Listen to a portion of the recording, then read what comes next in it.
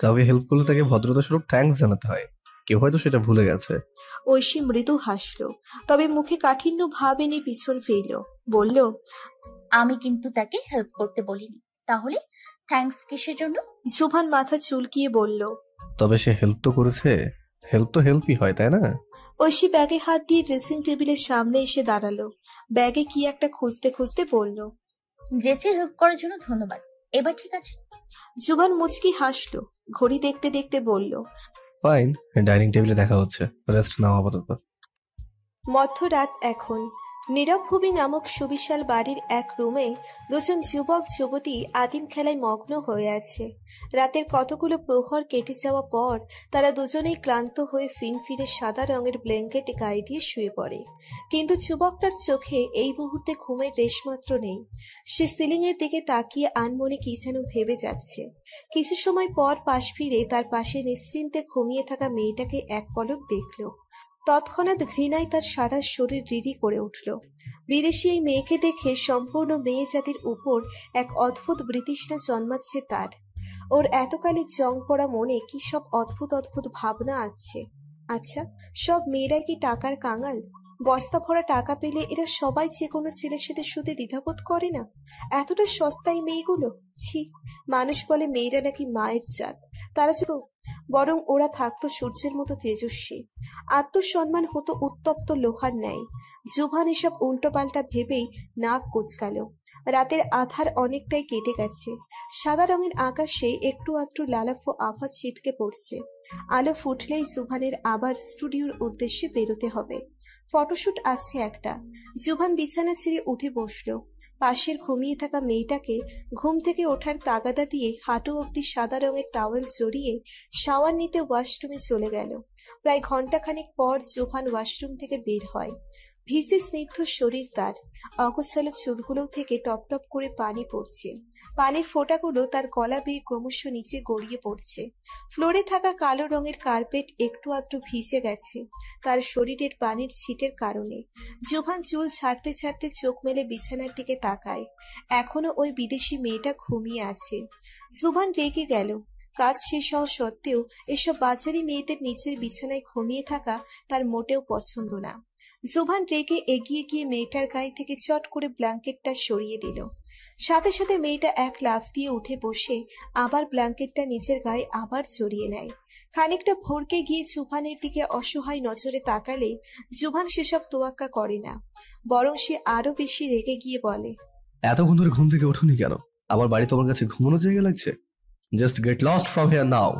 মেয়েটা জুভানের এত রাগ দেখে একটু ভড়কে গেল, তবুও নিজের আহ্লাদি গলায় বলল, oh come on Jovan babes, let's enjoy. বলেই মেয়েটা থাই গ্লাসের দিকে ইশারা করলো। থাই গ্লাস থেকে দেখা যাচ্ছে এখন ভোরের রং ফুটতে দেরি আছে, কিন্তু জুভান সেদিকে তাকালো না। কারণ সে যেহেতু বলেছে তার বাড়ি থেকে বেরিয়ে যেতে মানে এক্ষুনি বেরিয়ে যেতে হবে। এই নিয়ে তার কোনো অতিরিক্ত কথা সে মোটেও পছন্দ করবে না। জুভান তাই রেগে গেল। চোখ কঠিন করে মেয়েটার কাছে গিয়ে ওর চুলের মুঠি শক্ত করে ধরল। সঙ্গে সঙ্গে চুলের কুড়ির সব পাত্তা না দিয়ে দাঁতে দাঁত চেপে বলল, আমি যখন বলেছি চলে যেতে তখন তোর সাহস কি করে হয় আমার মুখের উপরে না বলার? বল, কথা শোনাস আমাকে? এজহার জুবহান মির্জাকে জানিস না আমি তোর কি হাল করতে পারি? মেয়েটা ভয় পেয়ে গেল জুভানের এই রূপ দেখে। এইরকম কঠোর মানুষ সে এ জন্মে দুটো দেখেনি। কিন্তু যতটা ও জানতো জুভান একজন নরম মনের মানুষ। মিডিয়া আর নিউজ পেপারে এই ইসহার জুবান মির্জার উদারতার খুব প্রশংসা। তাহলে এই কোন লোককে দেখছে সে?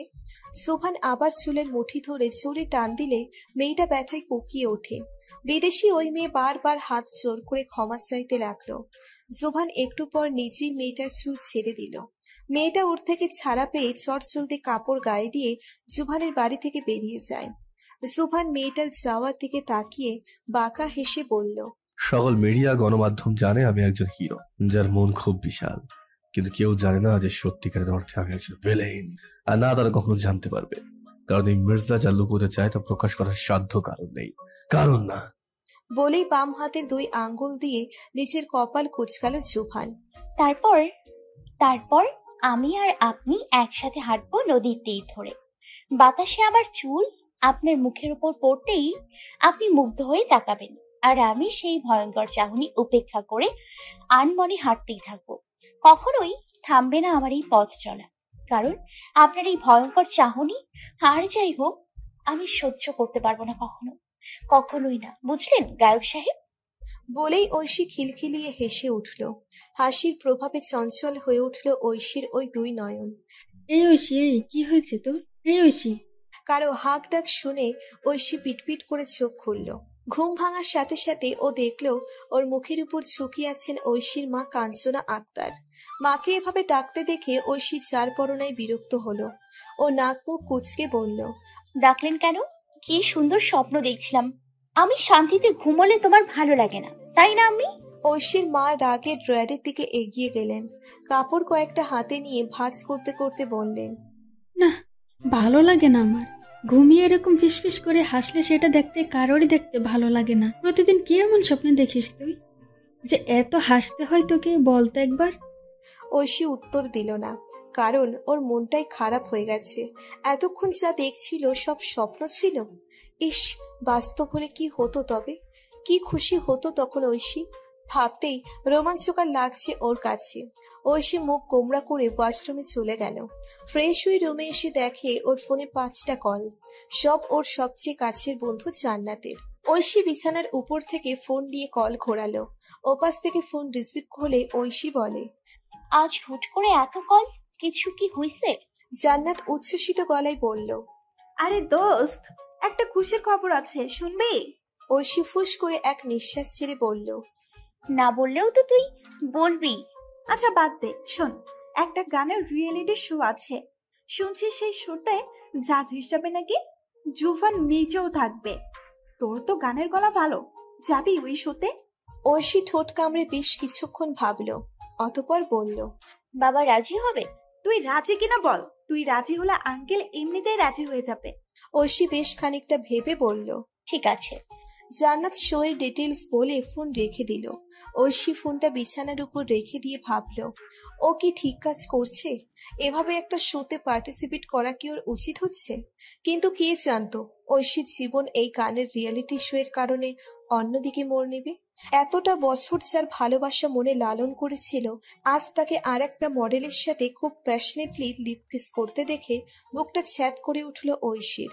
শোতে এসেছিল ও, ভেবেছিল গানের তালে তালে এই জুভান মির্জা সম্পর্কে আরো জানতে পারবে, কিন্তু এত বেশি যে জেনে যাবে সেটা ঐশী কল্পনাও করেনি।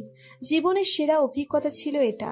হুট করে সেই চুম্বনরত মডেলটা ঐশীকে লক্ষ্য করে, সাথে সাথে এক ছিটকে সরে আসে জুভানের থেকে। হয়তো নিজের কেরিয়ারের ভয় পাচ্ছে, কখন কি লিক হয়ে যায় বলা তো যায় না। ঐশী ব্যাপারটা বুঝতে পেরে থতমত খেয়ে যায়। নিজের কাজে বাধা পড়ায় জুভান খুব বিরক্ত হয়। মুখ থেকে বিরক্তি সূচক শব্দ বের করে বলে, হোয়াটস রং? মেয়েটা আঙুল দিয়ে ঐশীর দিকে ইশারা করে। ঐশীতে বিব্রত বোধ করে। নিজেকে আড়াল করার চেষ্টা করতে গেলে জুভান তাচ্ছিল্যের হাসি দিয়ে এবার মেয়েটার কাছে চলে আসে। ঐশীর দিকে তাকিয়ে বলে, she is just a contestant, let me do my work, don't bother me. বলেই জুভান আবার মেয়েটার ঠোঁট নিচের দখলে নিয়ে নেয়, যেন ঐশীর উপস্থিতি এই স্থানে খুব নগণ্য। ঐশী পুরো ব্যাপারটাই খুব কষ্ট পায়। কেন পায় সে নিজেও জানে না। নিজেকে খুব কষ্টে সামলে নিয়ে এই জায়গা ছেড়ে মেকআপ রুমে চলে এলো। টেবিল থেকে সাইড ব্যাগ নিয়ে বের হয়ে গেল মেকআপ রুম থেকে। চুলোই যাক এই শো, করবে না ও এই শোতে পার্টিসিপেট। রাগে দুঃখে কান্না আসছে ওর, কিন্তু কেন আসছে জানে না। ঐশী জানে সেলিব্রিটিদের ক্ষেত্রে এটা খুব স্বাভাবিক। ও কোথাকার এক সাধারণ মেয়ে, ওর দ্বারা জুভান মির্জার মতো এত বড় সেলিব্রিটিকে নিয়ে এসব চিন্তা মানায় না, একদমই না। কিন্তু মনের উপর তো কারো হাত নেই। মন তো এক লাগামহীন পাখি, যখন তখন নিশ্চিত কারোর জন্য নিজের সুখ ডানা চাপটায়। তবে ঐশীর মনে এক সন্দেহ এসেছে। ও তো এতদিন জানতো জুভান মির্জার মধ্যে মেয়ের কোনো নেশা নেই, সম্পূর্ণ পিওর একটা ছেলে, সবার থেকে আলাদা। তাহলে আজ এটা কি ছিল? তাহলে মিডিয়াতে এই মির্জা সম্পর্কে যা বলা হয় সব মিথ্যা? সব লাল হুড তোলা রিকশায় বসে এসব ভেবে অনবরত চোখের জল হাত দিয়ে মুছে যাচ্ছে ঐশী। রিকশাওয়ালা লোকটা বারবার আর চোখে তাকাচ্ছে ওর দিকে, হয়তো ভাবছে প্রত্যেকদিন একটা না একটা মেয়ে এই রিকশায় বসে কেঁদে কেটে জোয়ার ভাসায়। আজকালকার ছেলেপুলের যে কি আবেগ ভাবা যায় না। ঐশী বাড়িতে এসে দরজায় কলিং বেল বাজায়। তার মা কাঞ্চনা আক্তার রান্নাঘর থেকে আঁচলে হাত মুছতে মুছতে এসে দরজা খুলে দেন, কিন্তু ঐশীকে এরকম বিধ্বস্ত হতে দেখে তিনি একটু ভড়কে যান। তবে সেটা বাইরে প্রকাশ না করে কাট কাট গলায় বললেন, কি হয়েছে তোর? এরকম পাগলের মতো বাসায় আসলি কেন? শো শেষ? মাত্রই তো গেলি। ঐশী এতগুলো প্রশ্নের উত্তর না দিয়ে সোজা নিচের রুমে চলে এসে ঠাস করে দরজা বন্ধ করে দিল। সাইড ব্যাগটা বিছানায় ছুঁড়ে ফেলে দিয়ে বিছানার কোণ ঘেঁষে বসে পড়ল। দুহাত দিয়ে মুখ ঢেকে কান্নার ফোয়ারা বইয়ে দিল ও খুব ভালো করে বুঝতে পারছে এই মির্জা সাহেব একজন সেলিব্রিটি, তাকে মন প্রাণ দিয়ে চাইতে তো কোনো দোষ নেই। আজ জুভানকে এভাবে দেখে ঐশী সহ্য করতে পারেনি, একদমই সহ্য করতে পারে না সে জুভানকে অন্য কারোর সাথে। কিছু সময় পর ঐশীর ফোন বাজছে। ঐশী চোখ মুখ মুচিত করে কানে লাগালো। ওপাশ থেকে জান্নাত তড়িঘড়ি করে বলছে, ওই কুত্তা, কই তুই? পুরো স্পট জুড়ে তোকে কোথাও খুঁজে পাওয়া যাচ্ছে না, কই গিয়ে মরলি? ঐশী থেমে থেমে বলল, বাসায় চলে এসেছি আমি। মানে বাসায়? কেন? বারবার তোর কথা অ্যানাউন্স করা হচ্ছে আর তুই এখন বাসায়? আমি এই শো করব না, আর প্লিজ কারণ জিজ্ঞেস করবি না। মানে তুই ঠিক আছিস? করবি না মানে? হঠাৎ কি হলো তোর? আমি বলছি করব না মানে করব না, এত প্রশ্নের তো কিছু দেখছি না আমি। জান্নাত আরো কিছু বলতে যাবে তার আগেই ঐশী ফোন কেটে দিয়ে ফোনটা বিছানায় ছুঁড়ে ফেলে দিল। কিছুই ভালো লাগছে না তার, সব কিছু দুর্বিষহ লাগছে, সব কিছু তছনছ করে দিতে মন চাইছে ওর, সব ভেঙে গড়িয়ে দিতে ইচ্ছে হচ্ছে। স্যার, আজকে কি কোনো মেয়ে পাঠাবো? অ্যাসিস্ট্যান্ট শাহাদাতের কথা শুনে ভ্রু কুচকালো জুভান। ল্যাপটপের থেকে মুখ তুলে দেওয়ালে রাখা নিচের বৃহৎ ফটো ফ্রেমের দিকে তাকালো। গম্ভীর গলায় বলল, পরশু আমার জন্য প্লেনের টিকিট কেটে রাখো, ঢাকার বাড়িটায় যাব। শাহাদাত তৎক্ষণাৎ মোবাইলে ডাটা অন করে অন্য ফোন চেক করে নিল। না, পায়নি সে। শাহাদাত ফোনটা টেবিলে রেখে দিয়ে বলে, স্যার, আগামী 7 দিনের কোনো প্লেনের টিকিট নেই, ঈদের জন্য সব বুকড হয়ে গেছে। জুভান মুখ কুচকে ফেলল। একটাও টিকিট নেই? কেমন সিস্টেম এটা? সে বিরক্ত হয়ে বলল। It's urgent. শাহাদাত মাথা চুলকে বলল, স্যার, আই এম সরি, একটাও টিকিট খালি নেই, তবে আপনি বাসে যেতে পারেন, আজকাল ভালো বাস পাওয়া যায়, কোয়ালিটিও খুব ভালো। জুভান কোনো উপায় না পেয়ে বলল, ঠিক আছে, তবে খেয়াল রাখবে ভালো বাস কিন্তু। জি স্যার, অবশ্যই। জুভান অতিরিক্ত সময় ব্যয় না করে ফোন কেটে দিল। এই লোকটি আসলেই এক্সট্রা কথা বলে, তবে সব কাজের ব্যাপারে সিরিয়াস তো এখনো জুভানের সাথে টিকে আছে। জুভান আবার ল্যাপটপে মন দিল। কয়েকদিন পর একটা বড় গানের প্রজেক্ট আছে, তাই এখন মন সৌর কাজ করতে হবে। শাহাদাত নিচের কম্পিউটার দিয়ে লন্ডন এক্সপ্রেস বাসের একটা টিকিট কেটে ফেলল।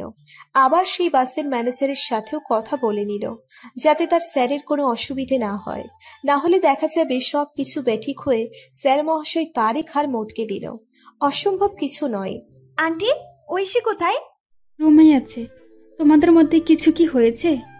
ভালো মনেই তো গেল গানের শোতে, এরকম কান্না করতে করতে ফিরে এলো কেন জানি না। বলেই রেগে দাঁত কাটল জান্নাত। ঐশীর মা হেসে চায়ের কাপটা নিয়ে স্বামীর রুমে যেতে যেতে আবারও ফিরে তাকালেন।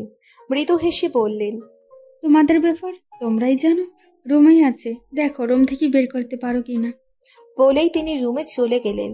জান্নাত ঐশীর মায়ের যাওয়ার পথপানে তাকিয়ে আবারও উষ্ণ নিঃশ্বাস ফেলল। এই ঐশী মেয়েটাকে এত বছরেও সে বুঝে উঠতে পারেনি। কখনো একদম শান্ত মাটির মতো, আবার কখনো রণমূর্তির রৌদ্রের ন্যায়। ভাবনার মধ্যে আবারও শোনা গেল এক দীর্ঘশ্বাসের শব্দ, সাথে শোনা গেল কতগুলো পদধ্বনির শব্দ। ঝটপট পায়ে এগিয়ে গেল ঐশীর রুমের দিকে। রুমে প্রবেশ করতেই বাথরুম থেকে পানির আওয়াজ কানে আসলো জান্নাতের। এই মেয়েটা কি এই আসরের সময় গোসল করেছে? জান্নাত এগিয়ে গিয়ে বিছানায় বসলো।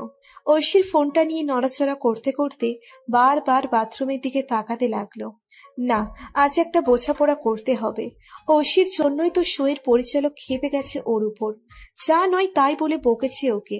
একটু পর ঐশী টাওয়েল নিয়ে চুল মুছতে মুছতে বাথরুম থেকে বের হলো। বিছানার উপর জান্নাতকে বসে থাকতে দেখে বিন্দুমাত্র বিচলিত হয় না ঐশী। পরোয়া না করে ড্রেসিং টেবিলের সামনে গিয়ে মুখে ক্রিম দিল, হাত পায়েও দিল, অতঃপর শরীরে বডি মিস্ট দিয়ে ফেলল জান্নাতের দিকে। চুলে বিদেশিদের মতো টাওয়েল পেঁচিয়ে জান্নাতের পাশে এসে বসলো। জান্নাত এখনো বেটে চোখে তাকিয়ে আছে ঐশীর দিকে। ঐশী জোরে এক হাঁপ ছেড়ে দিয়ে বলল, আমি শোতে কমফোর্ট ফিল করছিলাম না, তাই চলে এসেছি, এছাড়া আর কিছুই না। জান্নাত কিছুক্ষণ ঠোঁট কামড়ে ওর দিকে খানিক তাকিয়ে ধুম করে এক কিল বসিয়ে দিল ঐশীর পিঠে। ঐশী একটু পিছিয়ে গিয়ে নিজেকে সামলে নিল। জান্নাত আরো গুটি কয়েক থাপ্পড় বসিয়ে দিয়ে বলল, কুত্তা হারামি শয়তান ছেড়ে, তোর জন্য ওই খাটাস বেটা আমারে যা নয় তাই বলেছে।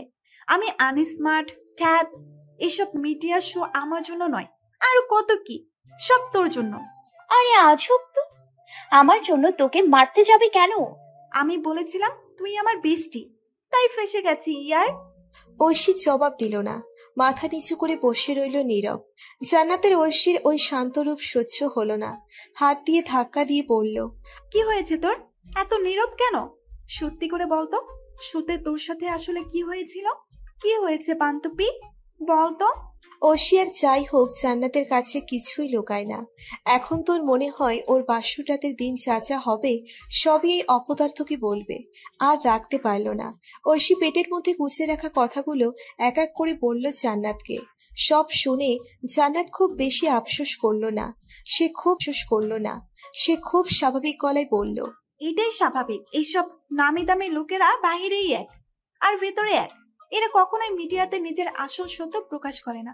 আর তুই এটা নিয়ে এত মন খারাপ করিস না তো। আমি তোরে আমার বিটিএস এর মোস্ট হ্যান্ডসাম ভিকে তুলে দিয়ে দিলাম, তুই এর নিয়ে সুখে থাক।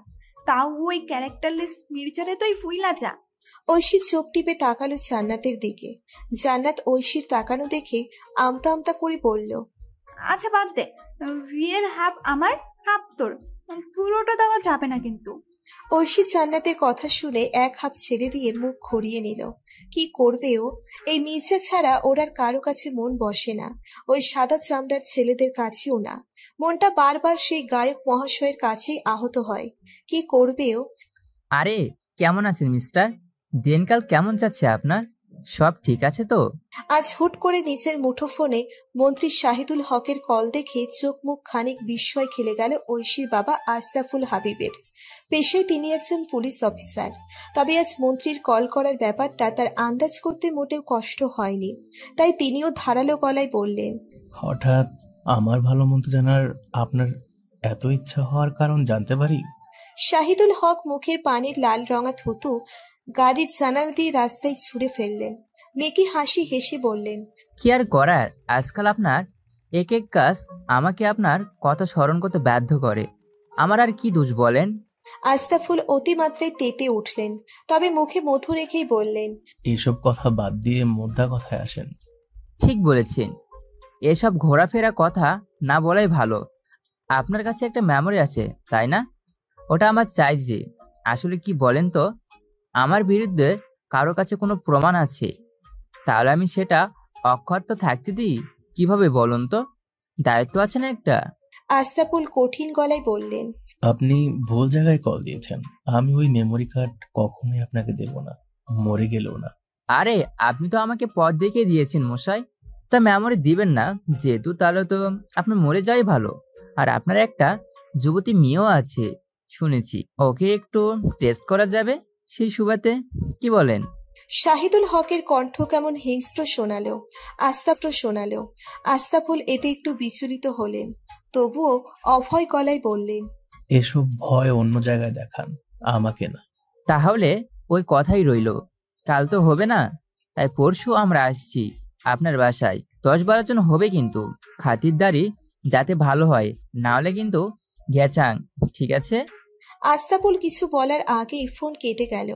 এসব কথা শুনে তিনি যে ভয় পাননি তা কিন্তু না, বেশ গায়ে লেগেছে কথাগুলো। নিজের জন্য ভয় পান না তিনি, কিন্তু জুয়ান মেয়ে তার, এসব কুৎসিত মানুষদের কোনো ভরসা নেই। যদি তার পবিত্র মেয়ের গায়ে আঁচড় লেগে যায়। আতকে উঠলেন আশরাফুল। এসব ভাবতে ভাবতেই চায়ের কাপটা হাতে তুলে নেন তিনি, কিন্তু লক্ষ্য করেন চায়ের কাপটা মৃদু কাঁপছে। কিন্তু তার পরপরই উপলব্ধি করলেন চায়ের কাপ নয়, বরং তার দুহাত মৃদুমন্দ কাঁপছে। তিনি আবারও কাপটা টেবিলে রেখে দিলেন, কপাল দুহাত দিয়ে ধরে চিন্তায় মগ্ন হলেন। মেয়েকে তার শহর থেকে দূরে কোথাও পাঠিয়ে দিতে হবে, খুব দূরে, এসব অমানুষদের হাতের নাগালের বাইরে, আর সেটা খুবই শীঘ্রই। ব্যালকনিতে দাঁড়িয়ে জিম করছে জোভান, হাতের বাহুগুলো ফুলে উঠেছে জিম করার তালে তালে। বেশ কিছু সময় পর জোভান হাঁপিয়ে ওঠে, পুশ দিয়ে বোতলে থেকে পানি খেতে খেতে ডিফানে এসে বসে। ফর্সা মুখ ঘামে লাল রঙা হয়ে গিয়েছে। জোভান রেস্ট নিতে নিতে চোখ বুজে গা এলিয়ে দিল ডিফানে, কিন্তু বন্ধ চোখে ভেসে উঠল সেই মেয়ের ছবি। মেয়েটা তাকে কারোর সাথে কিস করতে দেখে দিয়েছে। মেয়েটাকে দেখতে সহজ সরলই লেগেছে, মনে হয় না সেই কিসের ব্যাপারটা খুব একটা গুরুত্ব দিয়েছে। জোভান আরো কিছু সময় রেস্ট নিয়ে লাগেজ গোছাতে শুরু করলো। আজ আবার ঢাকার বাড়িতে যেতে হবে। বাবা, তুমি এসব কি বলছো? আমি তোমাদের ছেড়ে কোথায় যাব? ঢাকার কিছুই আমি চিনি না, কোনো আত্মীয় নেই, কোথায় থাকবো আমি? আশরাফুল হাবিব মেয়ের কথা শুনে কিছুটা কষ্ট পেলেন। আসলেই মেয়েকে এভাবে খোলা ময়দানে ছেড়ে দিতে তার একদমই মন চাইছে না, কিন্তু মেয়ের নিরাপত্তার জন্য এইটুকু আত্মত্যাগ তো করতেই হবে। আশরাফুল হাবিব তুলনামূলক জোরালো গলায় বললেন, দেখো ঐশী, আমি যা বলছি ভেবেচিন্তে বলছি, তাই তুমি আমার কথায় দ্বিতীয় কোনো কথা বলবে না। ঐশীর চোখে মুখে রাজ্যের বিস্ময়। কি বলছেন বাবা? মা দেখো না, বাবা কি সব বলে। আমি ঢাকা যাব কেন হুট করে? কিছু বলো না তুমি। এভাবে শোনা আক্তার মুখ ঘুরিয়ে আঁচল দিয়ে চোখ মুছলেন, আবারও মেয়ের দিকে ফিরে বললেন, দেখ ঐশী, বাবা যা বলেছেন ভেবেই বলেছেন। বাবা নিশ্চয়ই তোমার মন্দ চাইবেন না, তাই যা বলছেন অমত করবে না তাতে। ঐশী আবারও কথা বলতে চাইলে আশরাফুল হাবিব কঠিন গলায় বললেন, মা, আমার কসম দিয়ে বলছি তুমি যাবে ঢাকাতে। ঐশী অবাক হয়ে তার বাবার দিকে তাকিয়ে রইল। এ কোন বাবাকে দেখছে সে? যে বাবা একটা মুহূর্তের জন্য তাকে নিজের থেকে আলাদা করেনি, আজ সেই বাবাই তাকে একা একা শহর থেকে দূরে পাঠিয়ে দিচ্ছে। ঐশী চোখ মুছে বলল, ঠিক আছে, যাবো আমি, তাও তোমরা খুশি থাকো। বলেই ঐশী চেয়ার থেকে উঠে হনহন করে বেরিয়ে গেল ঘর থেকে। অভিমানের পাহাড় জমেছে তার ছোট্ট মনে। নিজের বাবা মায়ের এই ব্যাপার তাকে অনেক কষ্ট দিয়েছে, কিন্তু এরকম কেন হচ্ছে? লন্ডন এক্সপ্রেস বাস স্টেশনের সামনে দাঁড়িয়ে আছে ঐশী। আশরাফুল হাবিব মেয়ের মাথায় হাত বুলিয়ে নানা রকম আশ্বাস দিচ্ছেন, পারলে মেয়েকে নিচের বুকের ভেতর নিয়ে যান, তাও যদি এসব অমানুষের হাত থেকে মেয়েকে বাঁচানো যেত। ঐশী মন ভার করে সামনে তাকিয়ে আছে।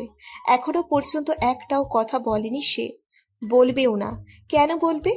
কোনো বাবা কি এমন করে নিজের মেয়ের সাথে? আশরাফুল হাবিব মেয়ের মন বুঝতে পারলেন। পকেট থেকে নিজের ওয়ালেট বের করে ডেবিট কার্ড মেয়ের দিকে এগিয়ে বললেন, মামনি। ঐশী মুখ ভার করে ফিরে তাকালো নিজের বাবার দিকে। আশরাফুল নিজের কার্ডটা ঐশীর দিকে এগিয়ে বললেন, এই কার্ড আমার অনেক আগের, তোমার জন্য একটু একটু করে টাকা জমিয়েছিলাম। এটা সেই টাকার কার্ড, কিন্তু মনে রেখো অকারণে এই টাকা খরচ করবে না। আজ থেকে তোমার অনেক কিছু সামলাতে হবে, তোমার জীবনের অনেক দেখা অদেখা বিষয়ের মোকাবেলা করতে হবে, নিজের সৎ উপায়ে টাকা রোজগার করতে হবে। কিন্তু যখন আর্থিকভাবে খুব বেশি ভেঙে পড়বে তখনই এই টাকাটা খরচ করো। ঐশী কিছুটা অবাক হয়ে কার্ডের দিকে তাকিয়ে আছে। এসব কথার মানে কি? ঐশী হাজার খানেক দ্বিধা নিয়ে কার্ডটা হাতে নিল, বাবার দিকে ফ্যালফ্যাল চোখে তাকিয়ে রইল। যা হচ্ছে কিছুই মাথায় ঢুকছে না, কিন্তু এইটুকু আন্দাজ করছে বাস এসে পড়েছে। ঐশী ভারী মন নিয়ে বাসের দিকে তাকালো। আশরাফুল হাবিবের মেয়ের গলায় একটা লকেট পরিয়ে দিলেন। ঐশী অবাক হয়ে গলায় হাত দিল। আশরাফুল লকেট পরিয়ে দিয়ে মেয়ের দিকে ফিরলেন, বললেন, এই লকেটে কিছু আছে। যেদিন তুমি তোমার জীবনের সবচেয়ে মূল্যবান কিছু হারিয়ে ফেলবে, সেদিন তুমি এই লকেট খুলবে, সেদিনই তুমি তোমার সব উত্তর পেয়ে যাবে। কিন্তু খবরদার, তার আগে কিন্তু এই লকেট খুলবে না। ঐশীর মনে হয় আজ শুধু অবাক হওয়ার দিন, একটার পর একটা চমক পেয়েই যাচ্ছে ও, কিন্তু মুখ স্বাভাবিক রেখে বলল, ঠিক আছে। বাস ছেড়ে দিবে আর কিছু সময়ের মধ্যেই। আশরাফুল হাবিব মেয়ের কপালে চুমু দিয়ে বললেন, বাবার খুব মনে পড়বে তার রাজকন্যার কথা। ঐশীও অভ্যেসবশত বাবার চুল এলোমেলো করে দিয়ে বলল, আমারও খুব মনে পড়বে তোমাদের কথা। আশরাফুল হাবিব লক্ষ্য করলেন তিনি অনেক ইমোশনাল হয়ে যাচ্ছেন, তাই সব বেঠিক হওয়ার আগেই ঐশীকে বাসে তুলে দিলেন। যত সময় বাস দেখা যায় ততক্ষণ তাকিয়ে রইলেন একে অপরের দিকে। ঐশীর মতো তার বাবারও চোখ ছলছল করছে, মন ভারী থেকে ভারী হচ্ছে, মনে হচ্ছে দিল ছিঁড়ে কেউ নিয়ে যাচ্ছে। মেয়ের অনিশ্চিত জীবনের কথা চিন্তা করে আশরাফুলের বুক ফেটে আসছে। এমনই তো হয় বাবারা, নিজের মৃত্যুর কথা পরোয়া না করে সারাটা জীবন সন্তানের কথা ভেবেই পার হয়ে যায়। কি অদ্ভুত না বাবারা? তাই তো হুমায়ুন আহমেদ একটা কথা বলেছিলেন, পৃথিবীতে অনেক খারাপ মানুষ আছে, কিন্তু একটাও খারাপ বাবা নেই। বাস চলমান। বিজ্ঞানের আপেক্ষিক সূত্র অনুসারে গাড়ির পাশের গাছ বাড়িগুলো উল্টো দিকে গতিশীল। ঐশী নিজের ব্যাগ নিয়ে নিচের সিটের দিকে এগিয়ে গেল। সিট পেয়েও গেল ওর সিট পড়েছে একটা ছেলের পাশে। ঐশী খুব একটা লক্ষ্য করলো না ছেলেটাকে। ব্যাগটা উপরের তাকে রেখে দিয়ে বসে পড়ল সিটে। বোতল থেকে পানি খেয়ে কানে হেডফোন গুঁজে গান শুনতে ব্যস্ত হয়ে গেল। রাত হয়ে গেছে। ঐশীর আবার ট্রাভেলে ঘুম পায় না। পাশের ছেলেটা কানে ইয়ারপড, মুখে মাস্ক আর মাথায় ক্যাপ দিয়ে সিটে গা এলিয়ে বসে আছে। ঐশী একটু অবাক হলো, এই ছেলের কি গরম লাগে না? হুট করে ঐশীর নাকে কিছু পুড়ে যাওয়ার গন্ধ এলো। বাসেও ইতিমধ্যে হইচই শুরু হয়ে গেছে। কিছু কি পুড়ে গেল? ঐশী ঘাবড়ে গেল। ঐশী বাসের সামনে পিছনে ডানে বামে তাকালো, কিন্তু কিছুই বুঝতে পারছে না কি হচ্ছে। পাশের ছেলেটা খুব আরামসে সিটে গা এলিয়ে বসে আছে, যেন যা হচ্ছে তা নিয়ে তার কোনো মাথা ব্যথা নেই। ঐশী বিরক্ত হলো। কোনো উপায় না পেয়ে পাশের বসা ছেলেকে মৃদুস্বরে বলল, এক্সকিউজ মি। ছেলেটা কি শুনলো ওর কথা? ঐশীর এভাবে চেঁচে পুড়ে ডাকতে কেমন যেন বাঁধছে, কিন্তু উপায় নেই। বাসের দায়িত্বহীন ড্রাইভারদের অবহেলার কথা আজকাল প্রতিনিয়ত খবরে দেখাচ্ছে।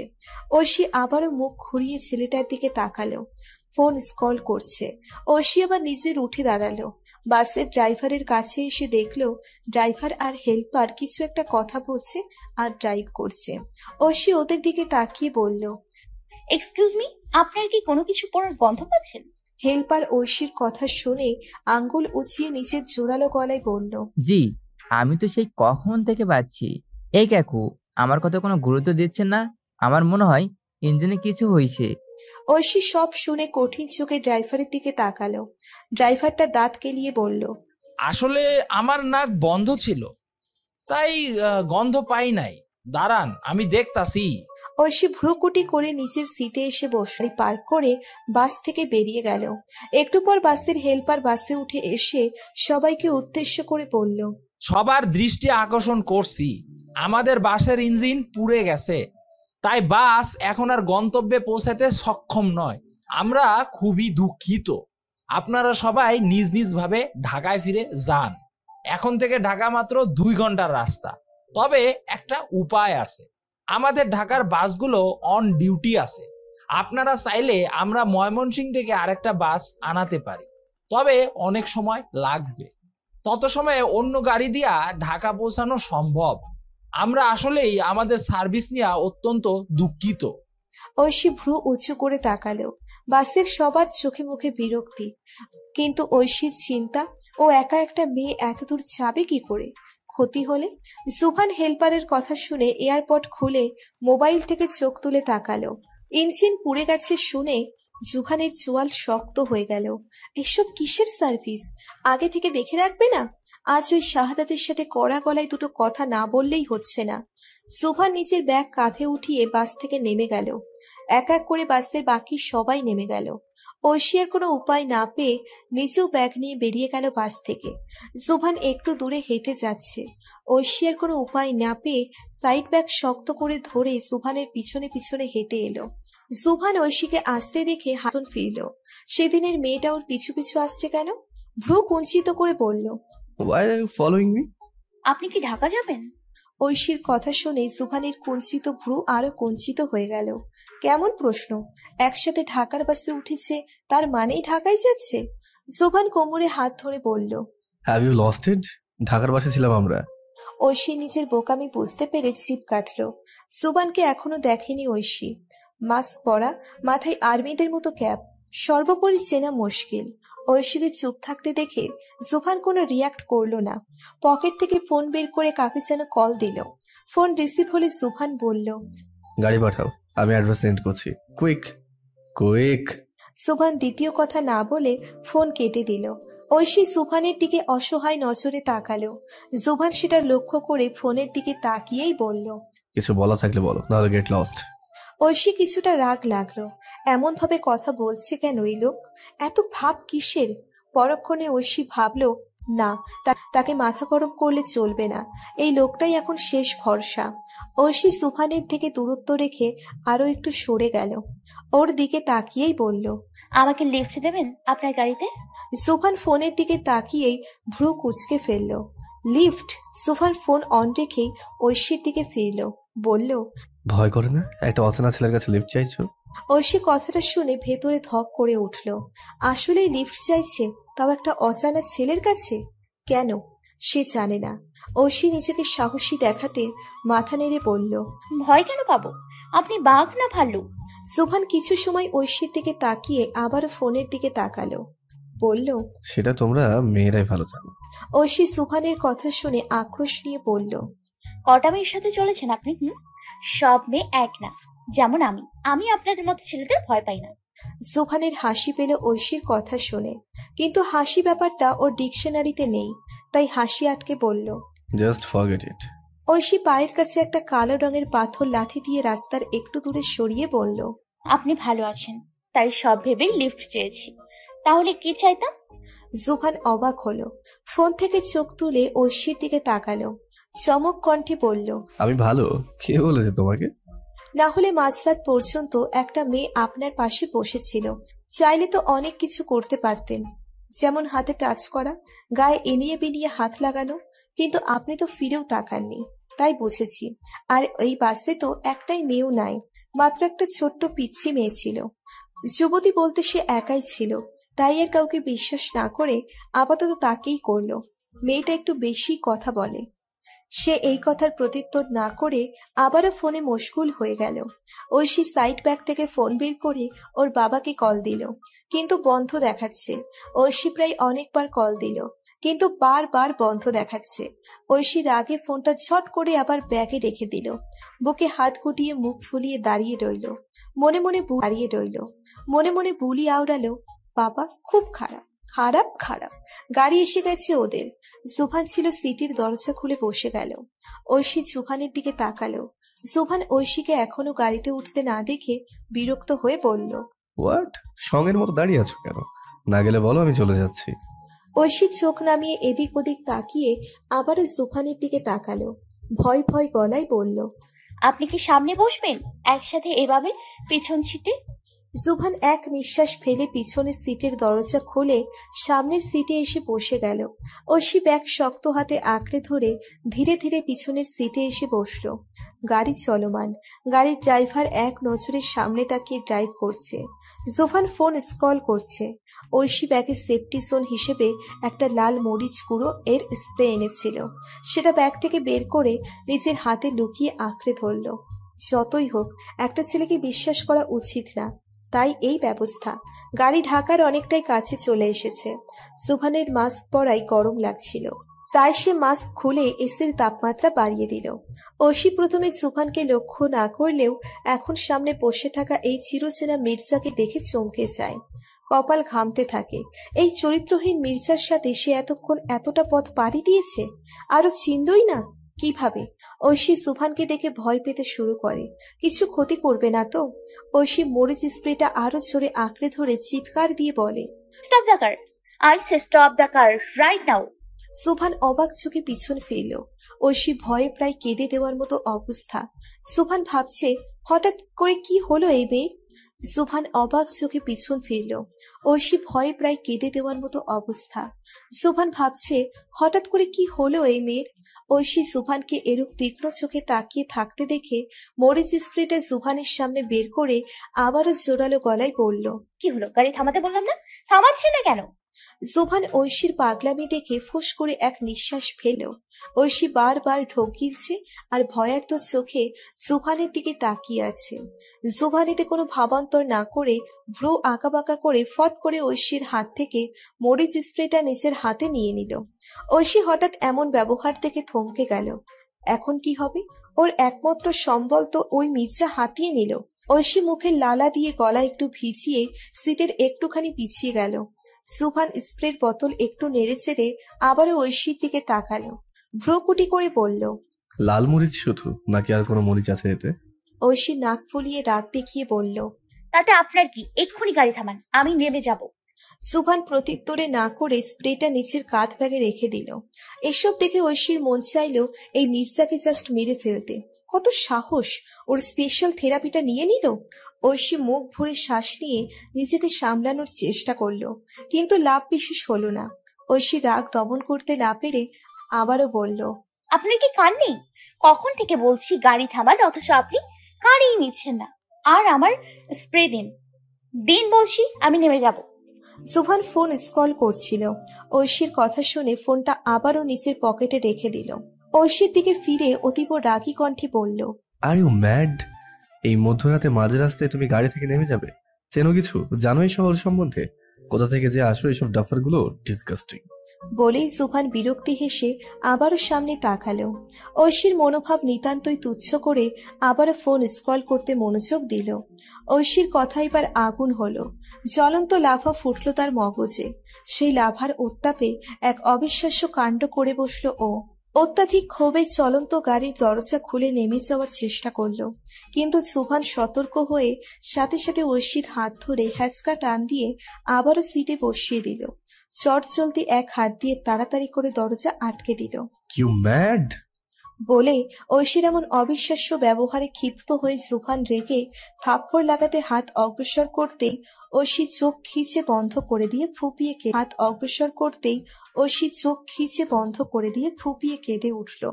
কাঁদতে কাঁদতে বলল, আমি যাব না আপনার সাথে, যা করার করে নিন। ঐশীর কান্নার শব্দ খুব অসহায় হয়ে ভেসে আসলো জুভানের কানে। জুভান থমকে গিয়ে তীক্ষ্ণ চোখে তাকালো ঐশীর দিকে। রাগ এখনো কমেনি, কিন্তু এই মেয়ের বুদ্ধিশুদ্ধি লোপ পাওয়ায় সেও হিতাহিত বিবেককে প্রশ্রয় না দিয়ে ড্রাইভারকে বলে মাঝ রাস্তায় গাড়ি থামিয়ে দিল। গাড়ি থামানোর প্রায় সঙ্গে সঙ্গে ঐশী দরজা খুলে গাড়ি থেকে নেমে হাঁটা ধরে। আর একবারও পেছন ফিরে তাকায়নি সে। ভয়ে এখনো বুকের ভেতরটা তবলা বাজাচ্ছে। কপাল বেয়ে ঘাম চুইয়ে পড়ছে। মুখ লালাভ রং ধারণ করেছে, কিন্তু মনটা এখন শান্তি। ওই মির্জা থেকে তো নিজেকে বাঁচাতে পেরেছে ভেবেই জয়ের হাসি হাসলো ঐশী। একটু পর পাশ দিয়ে জুভানের গাড়ি শো আওয়াজ করে সামনে এগিয়ে গেল।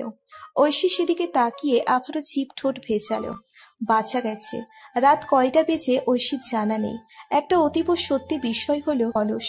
সব সময় তার শুধু একটাই চাওয়া, ইস, আরো সহজ উপায় যদি কাজটা করা যেত। কিন্তু সে এটা জানে না, সেই তথাকথিত সহজ উপায় অবলম্বন করতে করতে সে নিজের ভাগ্যটাকে সংকুচিত করে ফেলে। তেমনটাই করেছে ঐশী। সহজ উপায় স্বরূপ নিজের হাতঘড়িটায় একবার চোখ বুলালো। 3:10 বাজে। ঐশী সময় দেখে এক ঢোক গিলল, কিন্তু তাতে কাজের কাজ কিছুই হলো না। গলা তবুও শুকনোই আছে। ঐশী চারপাশটাই একটু চোখ বুলালো। দুপাশে সারি সারি গাছ, অদূরে কয়েকটা মাটির ঘর দেখা যাচ্ছে। মাঝে মধ্যে ঝিঝি পোকার পরিচিত শব্দ কানে। নিঃসন্দেহে এটা একটা ভয়ঙ্কর পরিবেশ, আর ঐশীও ভয় পাচ্ছে। ঐশী ভয়কে পাশ কাটিয়ে বিসমিল্লাহ বলে সাইড ব্যাগটা শক্ত করে ধরে হাঁট। 3টে ছেলে হেলে তুলে হাঁটছিল রাস্তা ধরে। আজ জুয়া খেলে নেশাটা ভালোই হয়েছে। মাথা চক্কর দিচ্ছে। কুচকুচে কালো রঙের ছেলে আকাশ দুলতে দুলতে বলল, মামা আইজও খেললাম আর গিললামও। এখন একটা মাইয়া পাইয়া গেলে তো রাতটাই ফুরফুরে হয়ে যাইব। কি কস? সজীব নামের ছেলেটা কোনো উত্তর না দিয়ে মাতাল গলায় কান ধরল।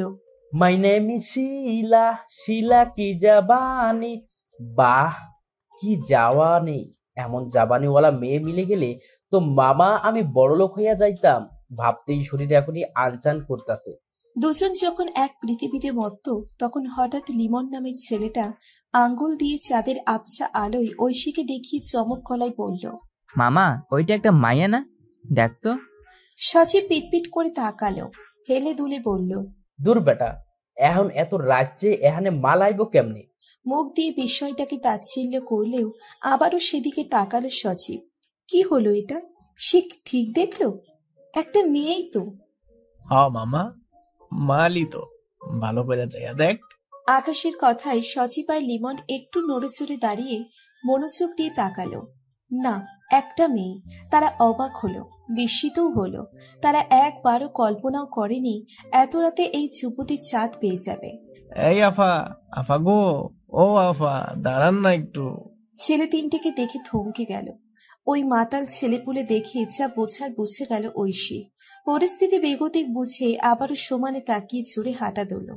আল্লাহ, আজ আর কত কিছু মোকাবেলা করতে হবে। একদিনে ঐশীর অনেক অভিজ্ঞতা হয়ে গেছে। আফা, ও আফা, আজ যাইবেন আমাকে লগে? টাকা দিমু, অনেক টাকা।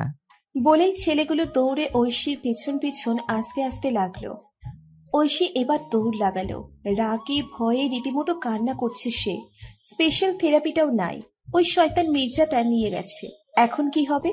ঐশী প্রাণপণে দৌড়চ্ছে। ঐশীর চাওয়া একবার শেষ রক্ষা হোক, এইবার ঐশী নিজের সম্মান রাখতে সক্ষম হোক। কিন্তু বিধাতা মনে হয় ঐশীর চাওয়া রক্ষা করতে ইচ্ছুক নন। তাই তো ওই মাতাল ছেলেগুলো ঐশীকে খুব জলদি ধরে ফেললো। সজীব এগিয়ে এসে চোখ বুজে ঐশীর শরীরের ঘ্রাণ নিল। সঙ্গে সঙ্গে ঘৃণায় ঐশীর শরীর রেডি করে উঠল। ছাড়া পাওয়ার জন্য ছটফট করতে লাগলো ও। ছেলেগুলো একে একে ঐশীর দিকে এগিয়ে আসতে লাগলো। ঐশী তাদের এগোতে দেখে চোখ বন্ধ করে আল্লাহর নাম জপছে আর বারবার বাঁচার জন্য ছটফট করছে। এই ধানি লঙ্কা মেয়েকে তোদের সাথে নিয়ে যা টাকা লাগে আমি তোদের দেবো। হঠাৎ পুরুষালী কণ্ঠ শুনে ছেলেগুলো ঐশীর থেকে মনোযোগ ছিন্ন করে পেছন ফিরল। আর ঐশী, সে তো সেই দুর্বিষহ বাক্য শুনে ভয়ে ক্ষয়। আছে কি তার জীবনের সময়সীমা শেষ? মজবুত ঐশী আজকের পরই কি দুর্বল হয়ে যাবে? যা না, নিয়ে যা ওকে। জুভান ভাবলে ভাবে কথাটা বলে ধীরে ধীরে ছেলেগুলোর দিকে এগোলো। ছেলেগুলো চোখ পিটপিট করে তাকালো জুভানের দিকে। সন্দেহ গলায় বলল, তুই এরে বাসাইতে আসোস না? জুভান জিন্সের পকেটে দুহাত গুজে সোজা হয়ে দাঁড়ালো।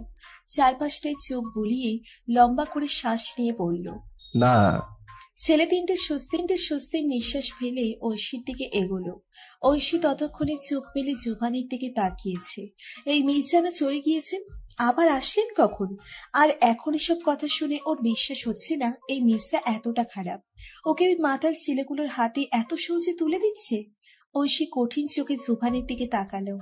জুভান ঐশীর চাহনি পাত্তা না দিয়ে শীষ বাজিয়ে আবার সামনে পা বাড়ালো। অদূরে গাড়ি দেখা যাচ্ছে ওর, সেদিকেই যাচ্ছে। ছেলেগুলো ঐশীর বিশ্রী হেসে ঐশীর শরীর থেকে ওড়না নিয়ে নিল। ঐশী থমকে উঠে চোখ বন্ধ করে আবারও ছটফট করতে লাগলো। এতে মনে হয় ওই মাতাল ছেলেপুলে খুব মজা পেল। বাঁকা হেসে এবার তারা ঐশীর জামায় হাত বাড়ালো। ঐশীর চোখের জল নাকের জল মিলেমিশে একাকার হয়ে যাচ্ছে। আজ কি ওর বাঁচার কোনো উপায় নেই? ঐশী দূরে তাকিয়ে দেখলো সুভান গাড়িতে উঠে যাচ্ছে। এবারও জোরে চিৎকার দিয়ে বলল, গায়ক সাহেব। সুভান ফিরে তাকালো ঐশীর দিকে। ছেলেগুলো ঐশীর চিৎকারে হাত গুটিয়ে নিয়ে সুভানের দিকে তাকালো। সুভান ভ্রু বাঁকা করে বলল, সব জারিজুরি শেষ? ঐশী অসহায় নজরে তাকালো সুভানের দিকে। সুভান হাসলো। দোনো হাত উঁচু করে আড়ামোড়া ভাঙলো। সঙ্গে সঙ্গে ওর শরীর থেকে মর্মর শব্দ ভেসে এলো। সুভান গুনগুনিয়ে গান গাইতে গাইতে ঐশীর কাছে এসে দাঁড়ালো। ঐশীকে একটু লক্ষ্য করে আবারও ছেলেগুলোর দিকে তাকালো। তাচ্ছিল্য করে বলল, এত সময় জাস্ট ওড়না হাতিয়েছিস, shame on you guys। ছেলেগুলো কাচুমাচু করে দাঁড়িয়ে রইল, যেন নিজেদের অক্ষমতায় নিজেরাই লজ্জিত। আর ঐশী, সে তো শুধু অবাক চোখে জুভানের দিকে তাকিয়ে আছে। মাথা ঘুরছে তার। এই গায়ক সাহেবকে এতটাও খারাপ ভাবেনি ও। জুভান সজীবের হাত থেকে ওড়নাটা ফট করে নিয়ে নিল। ওরা এতে বোকার মতো জুভানের দিকে তাকালো। জুভান বলল, মেয়েটার হাত ছাড় আর আমার দিকে তাকা, দেখ আমি কিভাবে 2 মিনিটে কাজ হাসিল করি। ওকে? ছেলেগুলো অবুঝ হয়ে মাথা নাড়ালো। জুভান এগিয়ে এসে ঐশীর গায়ে ওড়না জড়িয়ে দিয়ে সরে এলো। Now I will play the game, ready guys? ছেলেগুলো যেন তুমুল উৎসাহ পেল। সম্মতি জানাতে হুড়হুড় করে মাথা নাড়ল ওরা। ঐশী এসব দেখে ভড়কে গেল। জলদি মাথা নেড়ে কাঁদো কাঁদো গলায় বলল, প্লিজ। সুভান শুনে বাঁকা হাসল। এগিয়ে এসে ঐশীর গায়ের ওড়না নিতে এলে হুট করে হাত ঘুরিয়ে সচিবের নাক বরাবর ঘুষি দিল। আচমকা আক্রমণে সচিব নাকে হাত দিয়ে খানিক পিছিয়ে গেল। এবার সুভান ধীরে ধীরে নিচে রাগি ডুবে এলো। আসলে সুভান ওর পায়ে লাথি দিয়ে রাস্তায় শুইয়ে দেয়। রাগে কাঁপতে কাঁপতে বলে, জানোয়ারের বাচ্চা, কুত্তার বাচ্চা, মেয়ে দেখলেই শয়তানি করতে মন চায়, তাই না? আজ তোদের সবগুলোর ওই মিশনটাই নষ্ট করে দেবো, কুত্তার বাচ্চা কথাকার। বলেই আবারও এলোপাথারি লাথি দিতে থাকে ওই মাতালদের। ঐশী একপাশে কাচুমাচু হয়ে দাঁড়িয়ে আছে। বেশ ভয় পেয়েছে মেয়েটা। ছেলেপুলে যখন মাটিতে কাটটাতে ব্যস্ত, তখন সুভান ঐশীর দিকে তাকিয়ে কটমট গলায় বলল, ঢাকা যেতে পারবে তো? ওকে, তাহলে চলো, আমি চলে যাচ্ছি। একা একা হেঁটে 6 কিলোমিটার পাড়ি দিও, যথেষ্ট পাগলের দল। বলেই সুভান হেঁটে গিয়ে গাড়িতে উঠে গেল। ঐশী যা ভয় পেয়েছে তাতে একা একা যাওয়ার সব শখ মিটে গেছে ওর। তাই চুপচাপ নিচে সাইড ব্যাগ আঁকড়ে ধরে গাড়ির কাছে এসে দাঁড়ালো। সুভান ঐশীকে দেখিয়ে কিছু বলল না। এক তাচ্ছিল্যের হাসি দিয়ে দরজা খুলে সামনের সিটে এসে বসল। ঐশী চুপচাপ পিছন সিটে বসে দরজা আটকে দিল। গাড়ি চলছে। সুভানের রাগ এখনো সপ্তমে চড়ে আছে। তাই তো এক হাত জানালায় রেখে বাইরে তাকিয়ে আছে। দৃষ্টি শূন্যে ভাসছে, চোখের নজর কঠিন। ঐশী নিচের ওড়নার শেষাংশ ধরে মাথা নিচু করে বসে আছে। একটু পর ঐশী মনে হলো ওর স্মৃত নজর কঠিন। ঐশী নিচের ওড়নার শেষাংশ ধরে মাথা নিচু করে বসে আছে। একটু পর ঐশী মনে হলো ওর স্মৃত ওই মির্জার কাছে। একটু পর ঐশীর মনে হলো ওর স্মৃত ওই মির্জার কাছে। তাই ও মাথা তুলে সুভানের দিকে তাকিয়ে বলল, আমার স্প্রে। সুভান হিংস্র চোখে পেছন ফিরল। ঐশীর দিকে তাকিয়ে কঠিন সুরে বলল, আমার উপরে অ্যাপ্লাই করার জন্য? ঐশী এক ঢোক গিলল। আসলেই তো, যে ওকে এই ভয়ঙ্কর বিপদ থেকে রক্ষা করেছে তাকেই এখন ঠিকমতো ভরসা করতে পারছে না কেন? ঐশী কাছুমাছু গলায় বলল, আসলে আমি আমি কোনো মেয়ের সম্মতি ছাড়া তাকে ছুঁয়ে অবধি দেখি না। আমি কখনো কাউকে নিজের কাজের কৈফিয়ত দিই না, কিন্তু আমার সামনে বসে থাকা এক মাথা মোটার জন্য বলতে বাধ্য হলাম, রিডিকুলাস। ঐশী সব শুনে উত্তর দিল না। আবারও জানালার দিকে তাকিয়ে তারা ঘুমতে মগ্ন হয়ে গেল। জুভান এক উষ্ণ নিঃশ্বাস ফেলে ব্যাগ থেকে মরিচ স্প্রেটা নিয়ে সেটা ঐশীর দিকে বাড়িয়ে বলল, নাও।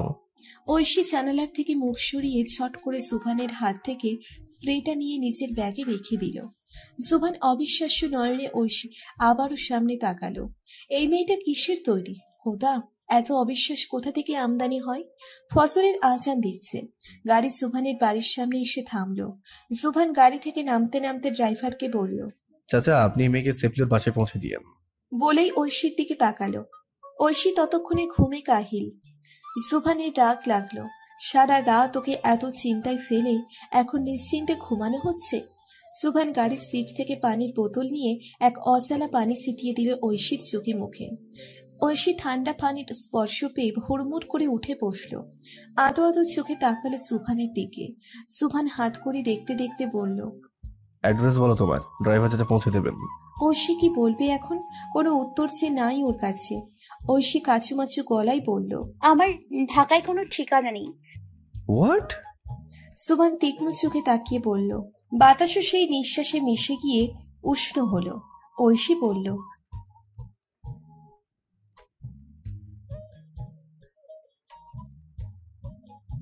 সুভান ভ্রুকুটি করে তাকালো ঐশীর দিকে।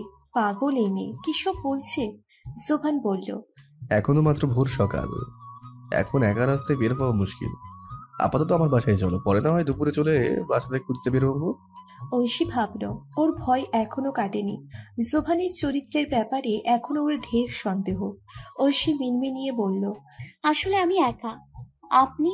সুভান ঐশীকে মাঝপথে থামিয়ে দিয়ে বলল, ওকে ফাইন, গাড়ি থেকে বের হও, বের হও বলছি।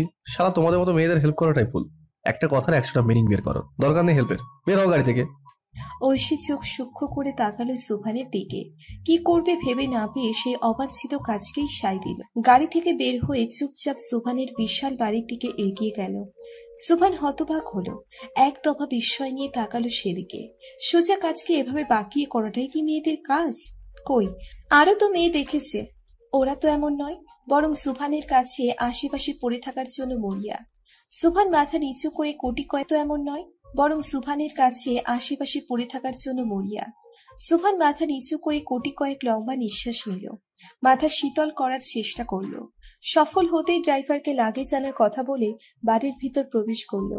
হলরুমে সাইড ব্যাগ আঁকড়ে ধরে দাঁড়িয়ে আছে ঐশী। মনটা আকুপাকু করছে। ঠিক করলো তো? ছেলেটা সুবিধার না, আবার অবিশ্বাস করার মতোও না। উফ, মাথা ধরে যাচ্ছে। 6টা রুম আছে, তাই তুমি উপরে ডান পাশের একদম কর্নার রুমে গিয়ে ফ্রেশ হয়ে নাও। সুভানের কথা শুনে ঐশী মাথা নাড়ল। হঠাৎ কিছু মনে পড়ায় ঐশী বলে উঠল, আপনার রুম কোনটা? জোভান ক্যাব খুলতে খুলতে বলল, বাম পাশের একেবারে কর্নারে। তাই অযথা চিন্তা না করে রুমে যাও, খামোখা ঘরে দুর্গন্ধ ছড়িও না। ঐশী শুনে ভ্রু কুচকে ফেলল। মাথা ঘুরিয়ে সুভানের দিকে তাকালো। থমথমে গলায় বলল, দুর্গন্ধ বলতে? সুভান এগিয়ে এসে সোফায় আরামসে গা এলিয়ে দিল। পা দুটো মাটিতে ছড়িয়ে দিয়ে বলল, সারা রাত জার্নি করে তোমার শরীরে গন্ধ ধরেছে, আর সেই গন্ধে সম্পূর্ণ ঘর ম ম করছে। কেন নাকে আসছে না তোমার? ঐশীর তেজ লাগলো। অপমান, অপমান! ঐশী দাঁত কামড়ে ধরল। আকাশময় রাগ নিয়ে দাঁত চেপে বলল, আমার শরীরে দুর্গন্ধ? আপনি কি তাহলে? হ্যাঁ, আপনার শরীরের সুগন্ধে তো আর বেঁচে থাকা যাচ্ছে না। সুভান কৃত্রিম অবাক হয়ে বলল, আমার চুল থেকে মাথা অব্দি পারফিউম দেওয়া, তোমার মতো গন্ধ নেই আমার শরীরে। এখন কথা না বাড়িয়ে ফ্রেশ হতে যাও। ঐশী আর কথা বাড়ালো না। এই লোকের সাথে কখনোই পেবে না সে, তাই অযথা চেষ্টা না করে পা বাড়ালো সিঁড়ির দিকে। হঠাৎ সুভান ডেকে উঠল। এই, ঐশী সিঁড়ির হাতল ধরে পেছন ফিরে তাকালো। সুভান এক আঙ্গুল উঁচিয়ে বলল, শুধু আজ সকালটাই থাকতে দিয়েছি, দুপুর হলে বিদায় হবে, মনে থাকে জানো। ঐশী নিজের প্রবল আত্মসম্মানের জোরে পড়ল, দুপুর লাগবে না, আমি দুপুর হওয়ার আগেই চলে যাব। জোভান প্রত্যুত্তরে না করে সোফায় গা এলিয়ে চোখ বুজে নিল। ঐশী গট গট করে পা ফেলে জোভানের দেখানোর রুমে চলে গেল। আকাশ রঙের জামা গায়ে ঐশী বসে আছে বিছানায়। ভিজে চুল, ঈষৎ লাল নাক এবং কাপা ঠোঁট ওর। ফোন হাতে নিয়ে অনবরত কল দিয়ে যাচ্ছে ওর বাবাকে। মায়ের ফোনেও দিয়েছে, কিন্তু কেউ রিসিভ করছে না। ঐশীর অভিমান হলো। এই প্রথম নিজের পরিবারের উপর জোরদার অভিমান হলো ঐশীর। অভিমানের দহনে জ্বলে পুড়ে ছারখার হয়ে ফোনটা বিছানায় দৌড়ে ছুঁড়ে ফেলে দিল। মৃদু কাঁপছে ওর শরীর। ও কোন কোন পরিস্থিতির মধ্যে যাচ্ছে এই একটা দিন কেউ খোঁজ নেয়নি, একবারও না। এই তাদের মায়া, আদর। একটা জোয়ান মেয়েকে বাড়ি থেকে বের করে দিয়েছে, তারপর একবারও ফোন দিয়ে খোঁজও নেয়নি। কেমন পরিবার! ঐশীর কান্না পাচ্ছে। দুনিয়ার সব কিছু তুচ্ছ করে চিৎকার করে কাঁদতে ইচ্ছে হচ্ছে। মন চাইছে ছুটে চলে যেতে নিজের পরিবারের কাছে, কিন্তু বাবার কসম, সেটা কি করে ও অগ্রাহ্য করবে? দরজায় ঠক ঠক আওয়াজ এলো। ঐশী চোখ মুখ মুছে নিয়ে দরজা খুলে দিল। একজন সার্ভেন্ট দাঁড়িয়ে মাথা নিচু করে সাধারণভাবে বলল, ম্যাম, স্যার নাস্তা খাওয়ার জন্য ডেকেছেন আপনাকে, কাইন্ডলি নিচে আসবেন। ঐশী মাথা নাড়ল। বিছানার উপর রাখা বন্ধ ফোনের দিকে বিধ্বস্ত চোখে তাকিয়ে বেরিয়ে গেল রুম থেকে। ডাইনিং টেবিলের একটা চেয়ারে সুভান বসে আছে, হাতে আইফোনের লেটেস্ট ভার্সন। ফোনের স্ক্রিনে উপর আঙ্গুল বিরামহীন চলছে। ঐশী সেদিকে ভ্রুক্ষেপ না করে চুপচাপ একটা চেয়ারে এসে বসল। সার্ভেন্ট ওদের দুজনকে নাস্তা এগিয়ে দিল। ঐশী আনমনে পরোটা ছিঁড়ছে আর এমনি মুখে পুড়ে নিচ্ছে। ধ্যান ধারণা সব ওর পরিবারের কাছে পড়ে আছে।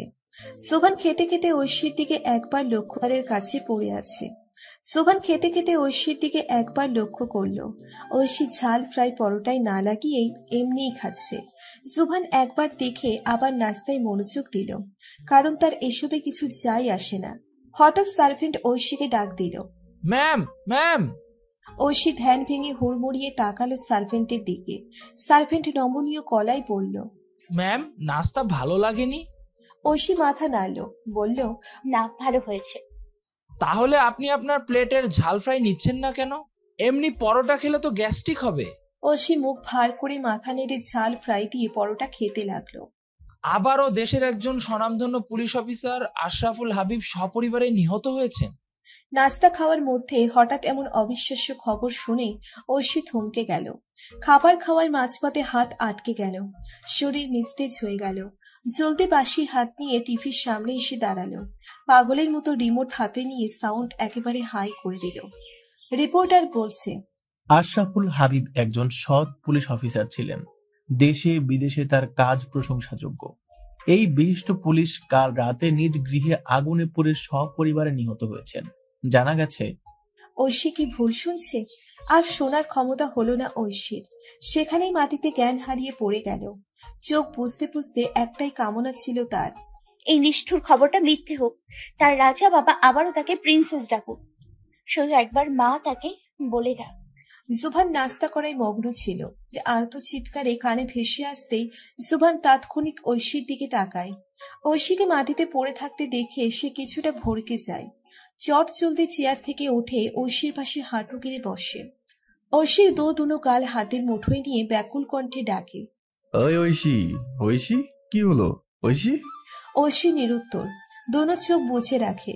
চোখের নিচে বেয়ে একটা লম্বা দাগ এসে থুতনিতে ঠেকেছে। অতিরিক্ত অস্ত্র ব্যয় করার ফলস্বরূপ জুভান ঐশীর অবস্থা বেগতিক দেখে চট জলদি সার্ভেন্টকে পানি আনতে বলে। আশরাফুল হাবিব এবং তার স্ত্রীর মুখ সম্পূর্ণ ঝলসে গেছে, তাই তাদের চিহ্নিত করতে পুলিশ তদন্তস্বরূপ ডিএনএ টেস্ট করিয়েছে। সেই টেস্ট থেকে আমরা নিশ্চিত হতে পারছি যে এই দুটি দেহ আশরাফুল হাবিব এবং তার স্ত্রীর। বিস্তারিত জানতে জুবান ভ্রু কুঞ্চিত করে বৃহদাকার টিভির দিকে তাকিয়ে আছে। আবারও আগুনে পুড়ে যাওয়ার খবর।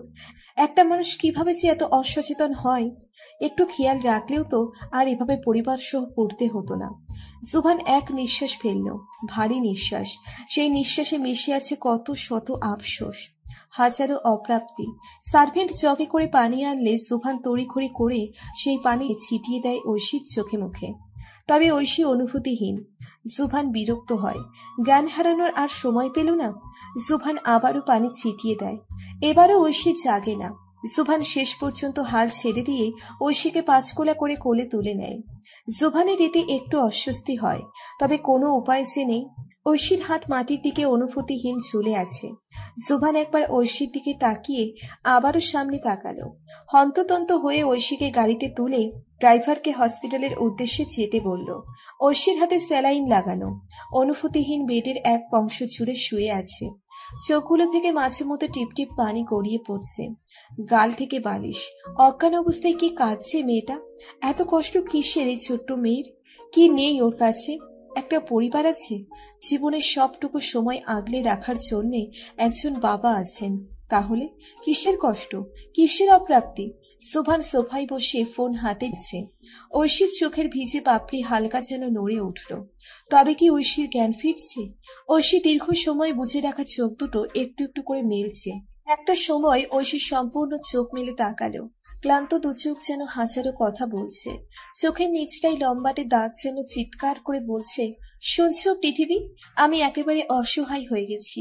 এই নিষ্ঠুর মৃত্যু আমার বাবাকে কেড়ে নিয়েছে, সারাদিন বুকে যাওয়া মাটাকেও কেড়ে নিয়েছে। শুনছো মৃত্যু, তুমি সফল হয়েছ। একটা সন্তানের আর্তনাদ শোনার ইচ্ছে তোমার পূর্ণ হলো। এবার খুশি তো তুমি? ঐশী অনুভূতিহীনভাবে তাকিয়ে আছে মাথার উপর ঝুঁকে থাকা ফ্যানটার উপর। হাতের রগে বহমান চঞ্চল লাল নীল ব্যথাটা যেন তুচ্ছ কোর কাছে। জুভান ঐশীর জ্ঞান ফিরতে দেখে সোফা থেকে উঠে ঐশীর কাছে চেয়ার টেনে বসলো। ঐশীর দিকে তাকিয়ে দু চারটে বড় কথা শোনাতে গেলে দু চোখে অশ্রুর ফোঁটা দেখে দমে গেল। এক ঢোক গিলে নিচের ডাককে সামলানোর চেষ্টা করে ঐশীর দিকে তাকালো। নরম কণ্ঠে নাম নিল, ঐশী। ঐশী ঘাড় ঘুরিয়ে সুভানের দিকে তাকালো। শুষ্ক ঠোঁট দুটো নাড়িয়ে বলল, দুপুর হয়ে গেছে, আমি চলে যাব। আমার আর কষ্ট করতে হবে না আপনার। সুভান ঠোঁট মেলে মলিন হাসলো। ফোনটা অন করে একবার চোখ বুলিয়ে আবারও ঐশীর দিকে তাকালো। বলল, 11টা বাজে, 2টো বাজেনি, তাই এখনো দুপুর হয়নি, চিন্তা নেই। ঐশী উত্তর দিল না, কোনো অনুভূতিও প্রকাশ করল না, বরং চুপচাপ ঘাড় ঘুরিয়ে আবারও ঘূর্ণায়মান ফ্যানের দিকে তাকালো। ওর জনম দক্ষিণী চোখ জোড়ায় এই সাদা রঙের ধুলোবালি জমা ফ্যানটাই যেন পৃথিবীর নবম আশ্চর্য। জুভান এক উষ্ণ নিঃশ্বাস ফেলল। পেটের মধ্যে এতক্ষণ ধরে জমে থাকা প্রশ্নগুলো দলা বেঁধে বলল, কি হয়েছিল তোমার? অজ্ঞান হলে কেন? ভয় পেয়েছো কিছু দেখে? আমাকে বলো কি হয়েছে। ঐশীর দুচোখ জোরালো ভাবে বন্ধ করলো। সঙ্গে সঙ্গে দুচোখের কর্নার থেকে গড়িয়ে পড়ল এক ফোঁটা মুক্ত অশ্রু। বাবা মারা গেছে। যা হয়ে গেল। এক দফা বিস্ময় নিয়ে বলল, মানে কিভাবে, কখন? ঐশী দুচোখ বুঝে কয়েকটা লম্বা নিঃশ্বাস নিল। নিঃশ্বাসের উষ্ণতায় গলায় জ্বালা ধরল। তপ্ত হলো দুচোখ। ঐশী শীতল গলায় বলল, আগুনে পুড়ে। জুভান এবার স্তব্ধ হয়ে গেল। সূক্ষ্ম মস্তিষ্কে বলে উঠল, টিভিতে দেখানো সেই পরিবার কি? সুভান ভ্রুকুটি করে প্রশ্ন করল। আজ একটু আগে টিভিতে। ঐশী কথার পিঠে হ্যাঁ বোধক মাথা নাড়ল। সুভান সব শুনে এক দীর্ঘশ্বাস ফেলল। কাউকে কোনোদিন সান্ত্বনা দেয়নি ও, কিন্তু আজ মনে হলো এই মেয়েকে সামলানোর জন্য সান্ত্বনা দেওয়াটা খুব জরুরি। কিন্তু সে তো পারে না, তবে কি তার সান্ত্বনা দেওয়াটা শিখে নেওয়া উচিত ছিল? সুভান ব্যর্থতার নিঃশ্বাস নিল। মিস্টার মির্জা। ডাক্তারের কণ্ঠ শুনে সুভান ঘাড় ঘুরিয়ে দরজার দিকে তাকালো। সুভান চেয়ার থেকে উঠে দাঁড়িয়ে ডাক্তারকে ভেতরে আসতে বলল। বয়স্ক ডাক্তার গম্ভীর মুখে ভেতরে প্রবেশ করলেন। ডাক্তার ঐশীকে পর্যবেক্ষণ করে সুভানের দিকে তাকালেন, বললেন, মিস্টার মির্জা, রোগীর জ্ঞান ফিরেছে, মানে এখন উনি বিপদমুক্ত। কিন্তু একটা কথা মাথায় রাখবেন, খুব বেশি মানসিক চাপের কারণেই তিনি জ্ঞান হারিয়েছেন। তাই নেক্সট টাইম যাতে কোনো প্রেশার ওনার উপরে না পড়ে। আর আমি এখন কতকটা ওষুধে প্রেসক্রাইব করে দিচ্ছি, মেডিসিনগুলো ঠিক মতো যাতে নেওয়া হয়। সুভান মাথা নাড়ল। বিকেল হয়ে গেছে। সুভান হাসপাতালের ফার্মেসিতে এসেছিল ঔষধ নিতে। হুট করে একজন নার্স হন্ততন্ত হয়ে জুভানের কাছে আসলো। সুভান নার্সের দিকে ভ্রু কুঁচকে তাকাতেই নার্স হাঁপাতে হাঁপাতে বলল, আপনার রোগী সুইসাইড করেছে। বাক্যটা বাতাসে মিশে সুভানের কানে যেতেই সে কিং কর্তব্য বিমূঢ় হয়ে গেল। ঐশী ডেস্কের উপর রেখে এক দৌড়ে ঐশীর কেবিনের দিকে পা বাড়ালো। 2 তলায় আসতে একজন মেয়ে ওকে দেখে চটজলদি এসে ঘিরে ধরল। সুভান বিরক্ত হলো। রাগে কিছু বলতে যাবে তার আগেই মেয়েটা চমক গলায় বলল, ও মাই গড, জুভান, আপনি এই হসপিটালে? আমি কি সত্য দেখতেছি? Are you here? সুভান ভ্রু কুঁচকে মেয়েটার দিকে তাকিয়ে পাশ কাটিয়ে চলে যেতে নিলে আধুনিকতা মেয়েটা সুভানের সাথে পথ আগলে দাঁড়ায়। সুভানের রাগ লাগে। আশেপাশে তাকিয়ে পরিস্থিতি বোঝার চেষ্টা করছে ও। সুভান শেষ পর্যন্ত বিরক্ত হয়ে বলল, can I go? I am busy now. মেয়েটা কি শুনলো ওর কথা? লাফাতে লাফাতে নিচের ব্যয়বহুল ব্যাগ থেকে একটা ছোট নোটবুক বের করে সুভানের দিকে এগিয়ে দিয়ে বলল, please one autograph, please please please, just one autograph please. সুভান মেয়েটির দিকে ভ্রু কুঁচকে তাকিয়ে আবারও ফর্সা হাত ধরে রাখা নোটবুকটার দিকে তাকালো। বাঁকা হেসে নোটবুকটা হাতে নিয়ে বাম হাত দিয়ে কলম ধরল। কলমের খসখস আওয়াজ তুলে লিখলো কিছু একটা। শেষ হতে নোটবুকটা মেয়ের হাতে ধরিয়ে দিয়ে এক প্রকার জোর করেই পাশ কাটিয়ে ঐশীর কেবিনের দিকে পা বাড়ালো। অনিন্দিতা নামক মেয়েটা সুভানের যাওয়ার দিকে তাকিয়ে বলে, হাই। এক নিঃশ্বাস ছাড়ল। নোটবুকটা কিছুক্ষণ বুকে চেপে ধরে আবার চোখের সামনে ধরলো। এক সমুদ্র আবেগ নিয়ে নোটবুকটা খুলে দেখলো গুটি গুটি অক্ষরে লেখা সামনে, কমন সেন্স ব্যক্তিভেদে পরিবর্তন হয়। কালো সাধারণ মেয়ের মধ্যে সেই গুণ অনেক সময় জলজল করতে থাকে। আবার অনেক সাদা চামড়ার আধুনিক এই গুণগুলো খুবই দুর্লভ পাওয়া যায়। আফসোস, সেটা কেউ বুঝতে পারে না। মেয়েটা লেখাটা পড়ে ভ্রু কুঁচকে ফেললো। বাক্যটা যে তাকে ইঙ্গিত করে বলা হয়েছে সে ব্যাপারে কোনো সন্দেহ নেই। একটু আগে আবেগের জোয়ারে ভেসে যাওয়া মেয়েটার চোখ মুখ রাগে তেজস্বী হয়ে আছে। বুক ভরা নিঃসৃত হতে লাগলো এক সমুদ্র আক্ষেপ। আসলেই তো আফসোস। সুভান জলদি ঐশীর কেবিনের দরজা খুলে ভেতরে প্রবেশ করলো। ঐশীকে 2 নার্স ধরে রেখেছে। আরো বারবার মাথার চুল শক্ত করে আঁকড়ে ধরে আছে। চুল ছিঁড়ে ফেলার অদম্য ইচ্ছে যেন বাম হাত থেকে রক্তের ফোঁটা চুইয়ে চুইয়ে পড়ছে হসপিটালের সাদা রঙের মাটিতে। ঐশীর জামায় ছোট ছোট রক্তের দাগ। ঐশী পাগলের মতো বিলাপ করছে। আমি এই তোমরা ধরে রেখেছো কেন আমায়? হ্যাঁ, ছাড়ো বলছি। বাবা কষ্ট পাচ্ছে তো, মাও তো কষ্ট পাচ্ছে। তাদের মেয়ে তাদের কাছে নেই। না, আমাকে যেতে হবে, এক্ষুনি যেতে হবে। ছাড়ো বলছি, ছাড়ো আমায়, ছাড়ো। জুভান ঐশীর কান্না শুনে গিয়ে এলো। হাঁটু গেড়ে বসলো ঐশীর কাছে। ঐশী জুভানকে দেখেও শার্টের কলার আঁকড়ে ধরলো শক্ত করে। জুভান একবার ঐশীর কলার ধরা হাতের দিকে তাকিয়ে আবার ঐশীর দিকে তাকালো। ঐশী প্রবল জেদ দেখিয়ে বলে উঠলো, ওরা কেন ছেড়ে দিচ্ছে না আমায়? আমি বলেছি একবার আমি মারা যেতে চাই। হ্যাঁ, আমার বাবা একা আছে না? খুঁজবে তো আমায়, খুঁজবে না বলুন? জুভান ঐশীর চুলে হাত বুলিয়ে বলল, শান্ত হও ঐশী, শান্ত হও। ওকে, রিল্যাক্স। শরীর দুর্বল থাকায় একসময় ঐশী জুভানের কাঁধে লুটিয়ে পড়ল। আবারও জ্ঞান হারিয়েছে ও। ঐশীর মুখ জুভানের কাঁধে স্পর্শ করায় জুভান একটু অস্বস্তি বোধ করল। জোরে একটা হাঁপ ছেড়ে দিয়ে নার্সের দিকে তাকালো। 2 ঐশীকে ধরে এনে বেডে শুইয়ে দিল। জুভান এগিয়ে গিয়ে ঐশীর পাশে চেয়ার টেনে বসলো। চোখ গেল বাম হাতের কাটার জায়গাটার দিকে। খুব ধারালো কিছু দিয়ে কাটা হয়েছে রগ। জুভান লম্বা এক নিঃশ্বাস নিয়ে নিজেকে হাতের রক্ত পরিষ্কার করে ডাক্তারকে বলল। একটু পর ডাক্তার এসে ঐশীকে পর্যবেক্ষণ করে ব্যান্ডেজ করে দিলেন। জুভানের দিকে তাকিয়ে বলল, মিস্টার মির্জা, রোগী আপনার কে হয়? জুভান আঙ্গুল দিয়ে কপাল চুলকালো, কপালে ভাঁজ রেখে বলল, কেউ না। ডাক্তার সামান্য হেসে বললেন, আপনি এত বড় একজন সেলিব্রিটি, তাই অপরিচিত কাউকে হেল্প করা কেমন যেন অদ্ভুত শূন্য। জুভান কিছুটা অপ্রস্তুত হয়ে বলল, রাস্তায় দেখা হয়েছিল, হেল্প দরকার ছিল, তাই হেল্প করেছে, বেশি কিছুই না। ওকে, তাহলে এই হেল্পটা আরো কিছুদিন বজায় রাখেন, কারণ রোগী এখন মেন্টালি খুব ডিপ্রেশনে আছেন। আজ এত গার্ডের ভিতরে সুইসাইড করতে পেরেছেন, আজ একটুর জন্য রক কাটেনি ওনার, তবে তার মানে her life is in danger. আবার তিনি সুইসাইড অ্যাটেম্প করতে পারেন, তাই একটু চোখে চোখে রাখবেন। জুভান মাথা নেড়ে হ্যাঁ বোধক সম্মতি দিল। ডাক্তার চলে গেলে জুভান আবারও ঐশীর পাশে চেয়ার টেনে বসল। আশপাশটায় তাকিয়ে আবারও ঐশীর দিকে চোখ ফেরালো। একদিনেই মেয়েটা কেমন মিইয়ে গেছে। জুভান ভাবলো অতীতের নানা জল্পনা কল্পনার কথা, কিন্তু এই ভাবার কি শেষ আছে? ঐশীর রিলিজ ডেট আজ। প্রায় ঐশীর মাথা থেকে সুইসাইডের ভূত নামলেও কেমন যেন গম্ভীর হয়ে গেছে মুখখানা। চঞ্চল ঠোঁটে হাসি নেই, প্রগাঢ় অনুভূতি নেই, বেঁচে থেকেও কেমন যেন নির্জীব হয়ে গেছে মেয়েটা।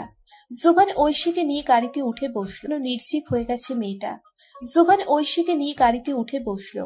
গাড়ি চলমান, দুপাশে শহরের কৃত্রিমতা নজর কাটছে। ঐশী জানালার দিকে তাকিয়ে আছে আনমনে। চোখজোড়া ভেঙে কান্না আসছে। আজই ফিরে যাবে ও নিজের বাড়িতে।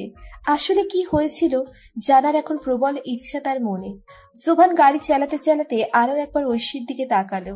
হঠাৎ ঐশী মুখ ঘুরিয়ে সুভানের দিকে তাকিয়ে বলল, আমি তো প্রায় 2 দিন আপনার কাছে ছিলাম, এত অনুগ্রহ করার জন্য কৃতজ্ঞ আমি। এখন আমাকে রাস্তায় নামিয়ে দিন, বিকেল হয়ে গেছে, বাসা খুঁজে নিতে পারবো আমি, আপনার কষ্ট করতে হবে না। সুভান ডান হাতের আঙ্গুল দিয়ে কপাল চুলকালো, অতঃপর বলল, 2 দিন হয়নি, এখনো 1.5 দিন হয়েছে। আমার শর্ত মানোনি তুমি।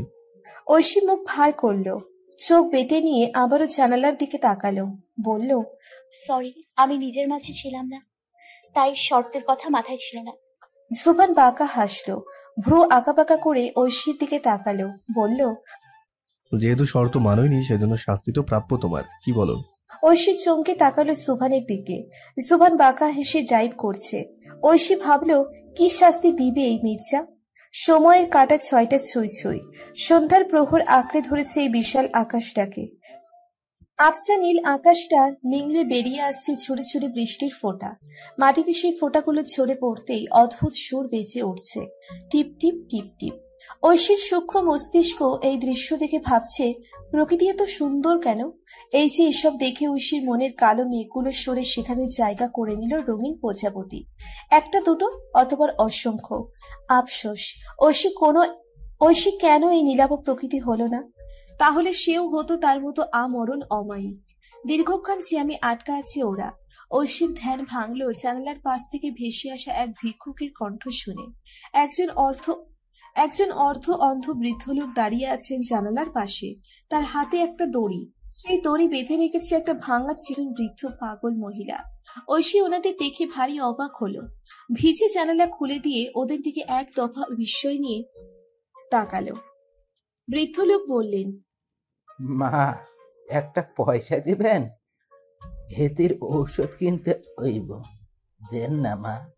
আল্লাহ আপনারে রাজরানী করে রাখবো, দেন একটা পয়সা। ঐশীর চোখ ভরে উঠল বৃদ্ধ লোকের মুখের মা ডাক শুনে। মনে পড়ল বাবা মায়ের সাথে কাটানো শত সহস্র স্মৃতির কথা। ও বৃদ্ধ মহিলার দিকে তাকিয়ে বলে উঠল, ইনি আপনার কে হয় দাদু? বৃদ্ধ লোক ফোকলা তাতে হাসল। সেই হাসিতে ঝিলিক দিল একজন তরুণ প্রেমিক পুরুষ। ঐশী তাকালো, খুব অবাক চোখে চেয়ে রইল সেই হাসির দিকে।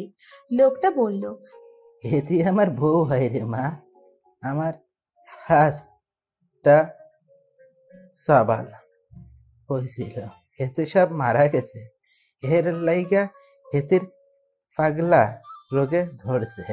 ঐশী মুগ্ধতা নিয়ে তাকালো মহিলার দিকে। সুভান এরই মধ্যে এসে উকি দিল ঐশীর দিকের জানালায়, বলল, তাহলে আপনি ওনাকে ছেড়ে দিন। ওনাকে বহন করে আপনার লাভ কি? কষ্ট হয় না? কি যে কন, আমি ওরে কেন ছাইড়া দিব?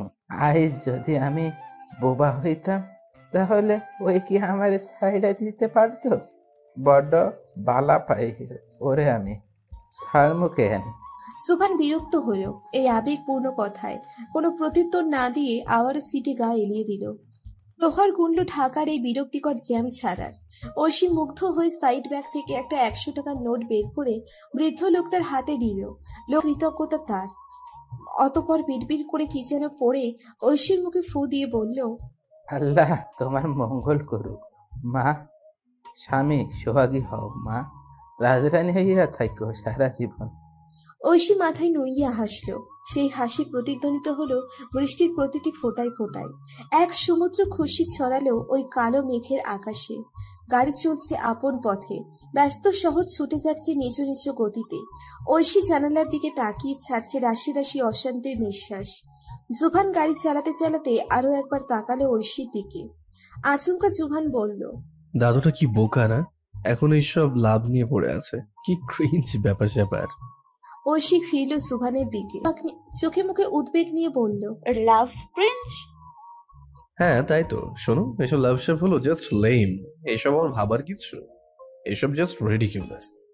ঐশী থমকালো।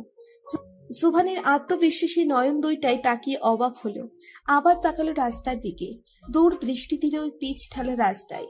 আবেগ গলায় বলল, না, লাভ ক্রিঞ্জ না।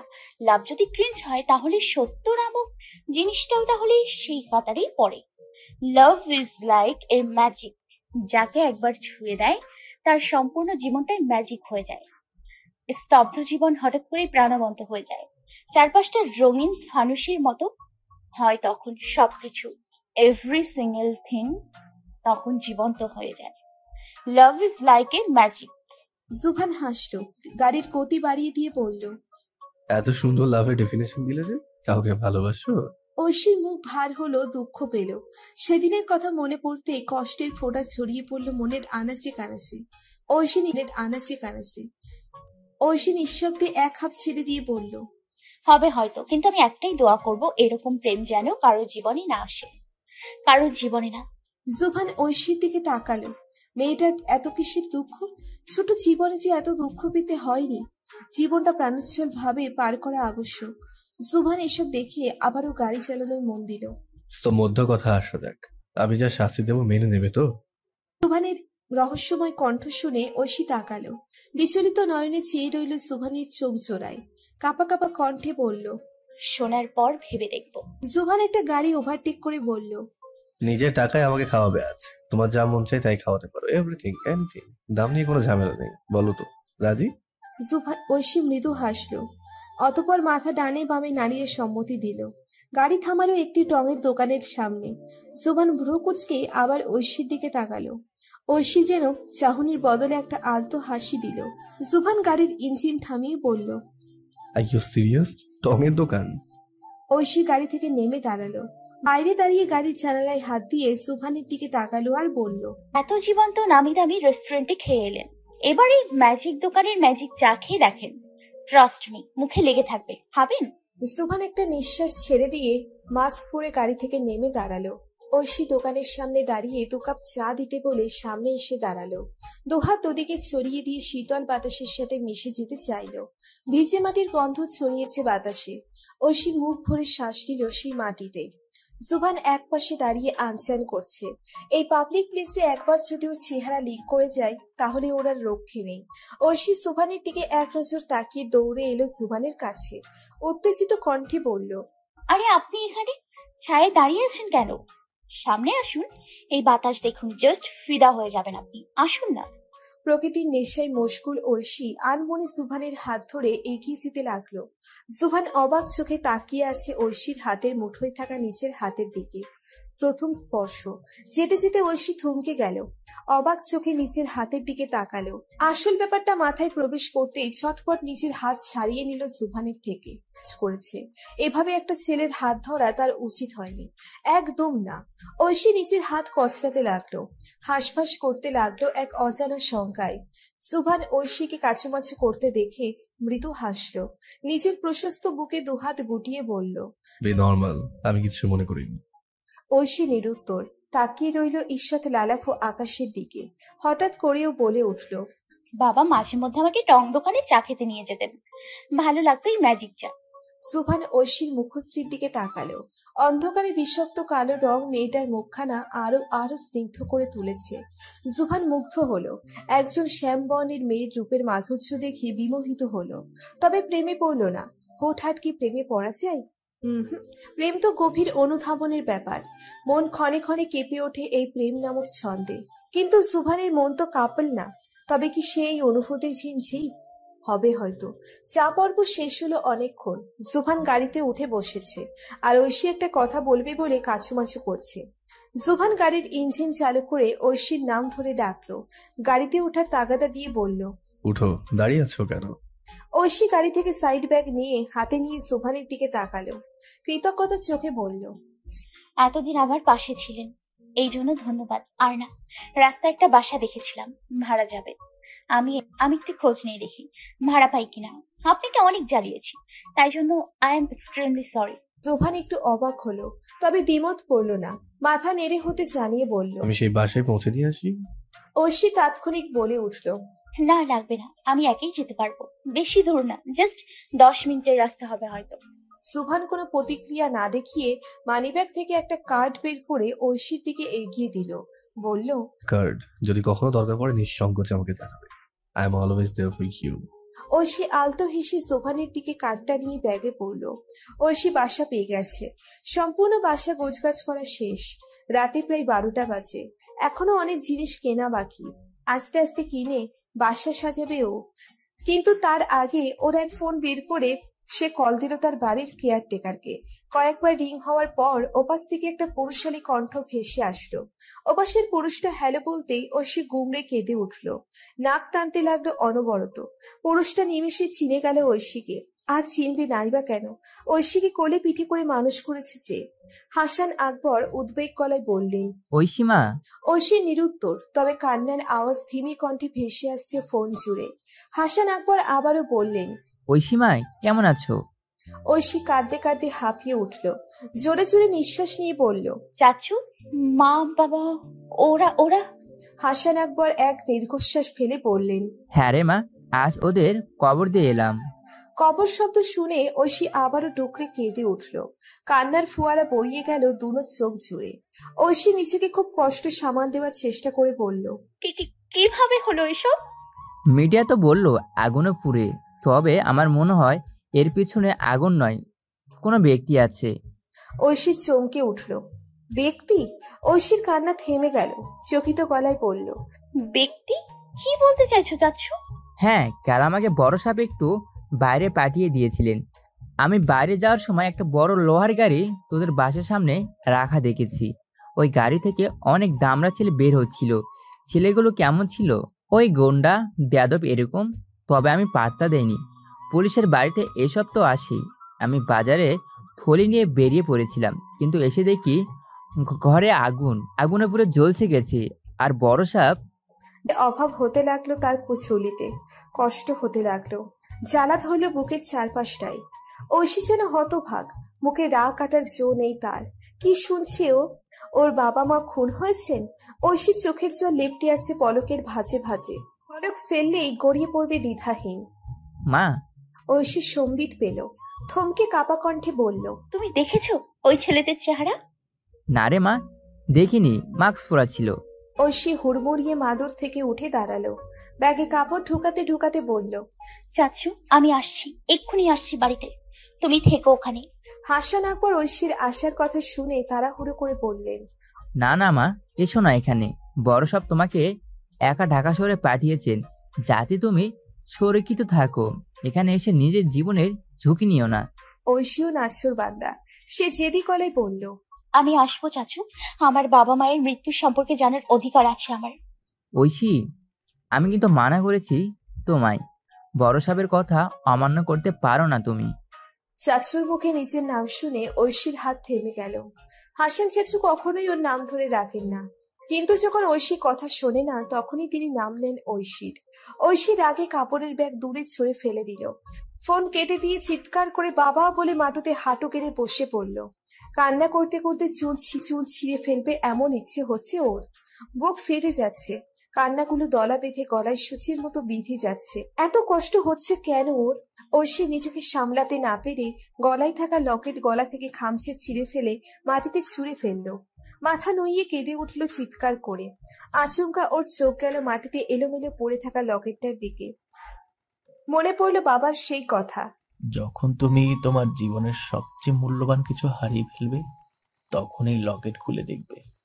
ভোর হলো প্রায় অনেকক্ষণ। জানালার পাশটায় কৃষ্ণচূড়ার গাছটায় দুটো কাক বসে আছে।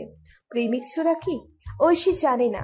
ঐশী বারান্দায় মাটিতে বসে আছে, হাঁটু গেড়ে দ আকৃতিতে, চুল এলোমেলো, সাথে ছোট্ট মনটাও। শরীরে জ্বালা ধরেছে। এই জ্বালা কি কোনো ধ্বংসের নাকি কোনো দমকা প্রতিশোধের? ঐশী সেটাও জানে না। তবে কিছু না একটা তো আছেই, কিছু একটা। ছোট্ট শরীরে নিঃশ্বাসের বেগ তীব্র থেকে তীব্রতর হচ্ছে। একসময় ঐশী চিৎকার করে বলে ওঠে, তোমরা যা করলে একদম ভালো করলে না, এর জন্য পস্তাবে, বহুত পস্তাবে তোমরা। ঐশী বারান্দা থেকে রুমে চলে যায়। কিছু কি চলছে ওর মাথায়? চোখ মুখ এমন হয়ে আছে কেন? চোখ থেকে আগুন ঝরছে ওর, মুখ কটমট করছে। ঐশী মেয়ে তো এমন নয়। তবে কে এই মেয়ে? নাকি ঐশীর কোনো হিংস্র প্রতিরূপ? ঐশী দেয়ালের লোহায় লটকানো ব্যাগটা নিজের হাতে নিল। ব্যাগটা টেবিলের উপর রেখে প্রয়োজনীয় সবকিছু ব্যাগে পুরে নিল। ওড়না গায়ে দিয়ে ছটপট বেরিয়ে গেল ঘর থেকে। উদ্দেশ্য জুভানের অফিস। জুভান অফিসে বসে একজন পরিচালকের সাথে মিটিং করছে। সব সময়ও গান গেয়ে এসেছে, তবে আজ একটা মিউজিক ভিডিওর শুটিং আছে ওর। চেহারা সুরাত ভালো হওয়ায় পরিচালক নিজে এসে কথা বলেছেন ওর সাথে। জুভানের হাতে সাদা কাগজের স্ক্রিপ্ট, ভ্রু কুচকে চোখ এলোমেলো ঘুরছে সেই স্ক্রিপ্টে। সেই সময় ঐশী জুভানের অফিসের সামনে এসে দাঁড়ালো। কোনো কথা না বলে সোজা অফিস প্রবেশ করতে চাইলে জুভানের অ্যাসিস্ট্যান্ট শাহাদাত ওকে আটকে ফেলে। ঐশী বিরক্ত হয়, কটমট চোখে তাকালো শাহাদাতের দিকে। কণ্ঠে ক্ষোভ প্রকাশ করে বলল, হোয়াট? আটকালে কেন? শাহাদাত কপাল ভাঁজ করে বলল, কে আপনি? হুট করেই স্যারের অফিসে চলে যাচ্ছেন। কোনো অপরিচিত কারোর সাথে স্যার মিট করেন না, সো ইউ মে লিভ নাও। ঐশী সব শুনেও ঠায় দাঁড়িয়ে রইল। সোজা হয়ে দাঁড়িয়ে বুকে হাত দিয়ে গুটিয়ে পড়ল, আপনার স্যার আমাকে চেনেন, ওনাকে গিয়ে বলো ঐশী এসছে, গো। শাহাদাত সব শুনে তীক্ষ্ণ চোখে তাকালো ঐশীর দিকে। স্যার ওই এখন কাজের জায়গায় মেয়ে আনা শুরু করেছেন। হ্যাঁ খোদা, আর কত অধপতন হবে ওনার। শাহাদাত কোনো প্রত্যুত্তর না করে ঐশীকে অপেক্ষা করতে বলে সুভানের কেবিনের দিকে এগিয়ে গেল। চোখে মুখে রাজ্যের বিরক্তি। আর নেওয়া যাচ্ছে না এসব। এত মেয়ে না ভোগ করে একবার বিয়ে করে নিলেই তো হয়। শাহাদাত বিড়বিড় করে এসব বলতে বলতে কেবিনের সামনে এসে দাঁড়ালো। কেবিনের দরজা একটু খুলে মোলায়েম সুরে বলল, স্যার। জুবান স্ক্রিপ্ট থেকে মুখ তুলে তাকালো শাহাদাতের দিকে। পরিচালকও তাকিয়েছেন। শাহাদাত এক ঢোক গিলে বলল, একজন এসেছেন আপনার সাথে দেখা করতে, নাম বলল ঐশী। ঐশী? একটু অপেক্ষা করতে বলো, আমি ওনার কাজটা শেষ করে ডেকে নেব। শাহাদাত মাথা নেড়ে সম্মান জানিয়ে দরজা লাগিয়ে কেবিন থেকে পরিচালকের সাথে হ্যান্ডশেক করলো। খুশি মনে সুভানের থেকে বিদায় নিলেন। অতঃপর সুভান শাহাদাতকে বলে ঐশীকে কেবিনে আসতে বলল। সুভান কফি হাতে জানালার পাশে এসে দাঁড়ালো। একটু পর ঐশী কেবিনে নক দিল। সুভান কফি নিয়ে চেয়ারে বসতে বসতে বলল, কাম ইন। ঐশী ভেতরে প্রবেশ করলো। সুভান ঐশীর দিকে এক ঝলক তাকিয়ে হতবাক হলো। কি হাল করেছে! চোখের নিচে 1 ইঞ্চি জুড়ে কালো কালি পড়েছে, মুখ শুকনো, গরম কালির ঠোঁট ফেটে কতক টুকরো হয়েছে। জুবান ঐশীর দিকে বিমর্ষ হলো, কিন্তু সেসব পাত্তা না দিয়ে ঐশীকে চেয়ারে বসতে বলল। ঐশী ব্যাগ আঁকড়ে ধরে চুপচাপ জুবানের সামনে চেয়ারে এসে বসলো। অতঃপর নীরবতা। কেবিন জুড়ে ভোতা এয়ার কন্ডিশনের ঝিমঝিম শব্দ, দুজন মানুষের নিঃশ্বাসের শব্দ পুরো কেবিনময়। সেই নীরবতা ভাঙল জুবান। গলা কেঁপে বলল, ঐশী? ঐশী মুখ তুলে তাকালো সুভানের দিকে। কোনো দরকার হঠাৎ আমার অফিসে? ঐশী আনমনে চেয়ে রইল সুভানের দিকে। ঠোঁট কথা বলতে চাই, কিন্তু কণ্ঠ বাক্য সাজাতে নারাজ। ঐশী সাহস করে মুখ খুলল, আমাকে কি একটা চাকরি দেওয়া যাবে? সুভান হতভম্ব, চোখে মুখে উদ্বেগ। যেই মেয়ে সুভানের একটা হেল্প দিতে নারাজ, আজ সেই মেয়ে তার কাছে একটা চাকরি চাইতে এসেছে। সত্যি এটা কি চমকপ্রদ ব্যাপার নয়? সুভান কপাল ভাঁজ করে বলল, কি চাকরি করতে চাও? ঐশী এদিক ওদিক তাকিয়ে আবারও সুভানের দিকে তাকালো, জোর গলায় বলল, যে চাকরি আমার লাইফ চেঞ্জ করে দেবে। আমার এই মুহূর্তে একটা পার্মানেন্ট জব চাই, চাই মানে চাই। সুভান বিস্ময়ের চূড়ায়। আজ ঐশীর হলো কি? তবু সে বাক্য ক্ষয় না করে বলল, দেখো, হুট করে তো আর চাকরি পাওয়া যায় না, তবে এক কাজ করতে পারো, আমার অ্যাসিস্ট্যান্ট রূপে আপাতত কাজ করো, পরে না হয়। আমি রাজি। কি কাজ করা লাগবে? সুভান মুচকি হাসলো, বলল, কাজের ব্যাপারে আমি কিন্তু কোনো কম্প্রোমাইজ করি না। কাজ কাজের জায়গায়, আর বাকি কিছু আলাদা। কাজের সময় তুমি এক আর আমি অন্য, সেটাই আমার সাথে কাজ করার মেইন রুলস। ঐশী চুপচাপ মাথা হেলালো, অনুভূতি প্রকাশ করলো না, আর না কোনো প্রত্যুত্তর করলো। সুভান অতঃপর বলল, বাকি কাজগুলো শাহাদের কাছ থেকে জেনে নিও। কাজ কখন থেকে শুরু করতে হবে? আজ তো হবে না, কাল থেকে শুরু করো, কিন্তু কাজ করতে হবে উইথ রেসপন্সিবিলিটি। ওকে, আমি আসছি এবার। ঐশী বের হয়ে গেল কেবিন থেকে। রাস্তায় একটা রিক্সা ডেকে চড়ে আসলো। রিক্সায় সে ধীর গতিতে, আর ঐশী, সে তো বাঁকা হেসে তাকিয়ে আছে গলায় ঝুলানো লকেটটার দিকে। আবার শুরু হবে খেল, জমবে মজা, ধীরে ধীরে নিঃশেষ হবে সকালে। Now it's play time. Oishi মৃদু হেসে লকেটটা হাতে নিয়ে আঁকড়ে ধরে তাকালো নীলাভ রঙের আকাশটায়। ভাই, পুলিশকে তো মেরে ফেললাম, কিন্তু প্রুফ সেটা তো পেলাম না। তরুণ ছেলে হতের মদের গ্লাসটা জুড়ে ছুঁড়ে মেলল দেয়ালে। দেয়ালে দেয়ালে সেই গ্লাস আঘাত পেয়ে টুকরো হলো। তন্ময় রেগে কর্মর করতে করতে বলল, শালা, গেম খেলেছে আমাদের সাথে, আগে ভাগেই সব লুটপাট করে দিয়েছে শালা মাদা। হাসির তন্ময়ের দিকে তাকালে ভয়ে মরে, তাই তার রাগ উঠলে মাথা ঠিক করে না। যে কোনো সময় কাউকে খুন করে ফেলতে পারে, বিষয়টা খুব স্বাভাবিক ওর জন্য। হঠাৎ একজন লোক তন্ময়ের কাছে আসলো, মাথা নিচু করে বলল, ভাই, একটা ছেলে এসেছে আপনার সাথে দেখা করতে। তন্ময় রাগী চোখে চেয়ে রইল ছেলেটার দিকে। হুঙ্কার ধরে ছেড়ে বলল, আমি এদিকে চিন্তায় মরছি আর তুই এখানে শোনাইতে আসছস, গিয়ে বল আমি ব্যস্ত, যা। ছেলেটা তটস্থ হলো, মুখে লালা দিয়ে গাল ভিজানোর চেষ্টা করে বলল, ভাই, ওই পুলিশের সম্পর্কে কি জানাবে বলেছে আপনাকে? তন্ময় শুনে দুচোখ বুঝলো জোরালো ভাবে। নিজেকে শান্ত করে হেঁটে গেল ড্রিঙ্কস সেকশনের দিকে। গ্লাসে মদ ঢালতে ঢালতে বলল, পাঠিয়ে দে। ছেলেটা মাথা নাড়িয়ে সম্মান জানিয়ে বেরিয়ে গেল। একটু পর একটা পুলিশ অফিসার ভিতরে এলো। তন্ময়ের পিছনে দাঁড়িয়ে অতি নরম গলায় বলল, ভাই। তন্ময় হাতে ড্রিঙ্কস নিয়ে পেছন ফিরল। পুলিশকে দেখে বাঁকা হেসে পুলিশের কাছে এসে দাঁড়ালো, কাঁধে হাত রেখে মুচকি হেসে বলল, আরে নিমক হারাম, তুই? পুলিশ নেমক হারাম শব্দটা শুনে কিছুটা গুটিয়ে গেল। অপমানে মুখশ্রী লাল হলো, তবুও কিছু করার নেই। বেঁচে থাকাটাই এখন মুখ্য তার কাছে। পুলিশ মাথা নিচু করে বলল, ভাই, আশরাফুল স্যারের মেয়ের খোঁজ পেয়েছি। ওনার মেয়ের নাম ঐশী। মেয়ে ছোটবেলা থেকে দেশের বাইরে ছিল, অস্ট্রেলিয়া। এখনো দেশে এসেছে কিনা বলা যাচ্ছে না। আমার এলাকায় খোঁজ নিয়েছি, কিন্তু কোনো খবর পাইনি। তন্ময় রেগে তাকালো পুলিশের দিকে, দাঁত চেপে বলল, তোমার ব্যর্থতার খবর এভাবে নাচতে নাচতে দিতে এসছো, তাই না? How funny. পুলিশ মাথা নেড়ে বলল, ভাই, আপনি চাইলে মেয়েটার ছবি আছে? পুলিশ নিজের কাঁধ ব্যাগ থেকে একটা চমকার পড়া ছবি বের করে তন্ময়ের দিকে এগিয়ে দিল। তন্ময় ছবিটা হাতে নিয়ে ভ্রু কুঁচকে চেয়ে রইল ছবিটার দিকে। তারপর তেজ নিয়ে তাকালো পুলিশটার দিকে, কাঁধ চাপে বলল, আমাকে ওই মাইয়ার ছোটবেলার ছবি দিয়ে কি বোঝাতে চাইছো পুলিশ? বড়বেলার ছবি দাও, দেখা আমার পরানটা জোড়াই। পুলিশ মাথা নিচু করে বলল, ভাই, আমি পাইনি। সেদিন তো আপনার স্যারের ঘর জ্বালিয়ে দিয়েছিলেন, সব ছবি আগুনে পুড়ে গেছে। খুব কষ্ট করে এই ছবি জোগাড় করেছি ভাই। তন্ময় মুখ হিংস্র করে এগিয়ে গেল ড্রিঙ্কস সেকশনের দিকে। মদের গ্লাস থেকে এক ঢোকে সমস্ত পানির পান করে অপলক তাকিয়ে রইল সামনে বসে থাকা প্রখরভক্ত কুকুরের দিকে, যার ঘেউ ঘেউ শব্দে মুখরিত হচ্ছে গ্যারেজের চারপাশ। ঘড়ির কাঁটা 8টা, অ্যালার্ম বাজছে, টিং টিং টিং টিং। ঐশী হাত দিয়ে হাতড়ে অ্যালার্ম বন্ধ করার চেষ্টা করলো, কিন্তু সফল বিশেষ হলো না, বরং অ্যালার্ম ঘড়িটা ঐশীর হাত লেগে যাবে। আরো দূরে সরে গেল। ঐশী ঘুমের মধ্যে বিরক্ত এই অ্যালার্ম ঘড়িটা বড্ড বিরক্তিকর। উদ্দেশ্য জয় হলো। ঐশী শরীর থেকে কথা সরিয়ে শোয়া থেকে উঠে বসলো, চোখ বেটে করে ঘড়িটার দিকে তাকালো। একটু এগিয়ে গিয়ে ঘড়িটা নিজের কাছে এনে বন্ধ করলো। প্রচন্ড জেদে চোখ কচলে ভাবলো কিছু হৃদয় বিদারক স্মৃতির কথা।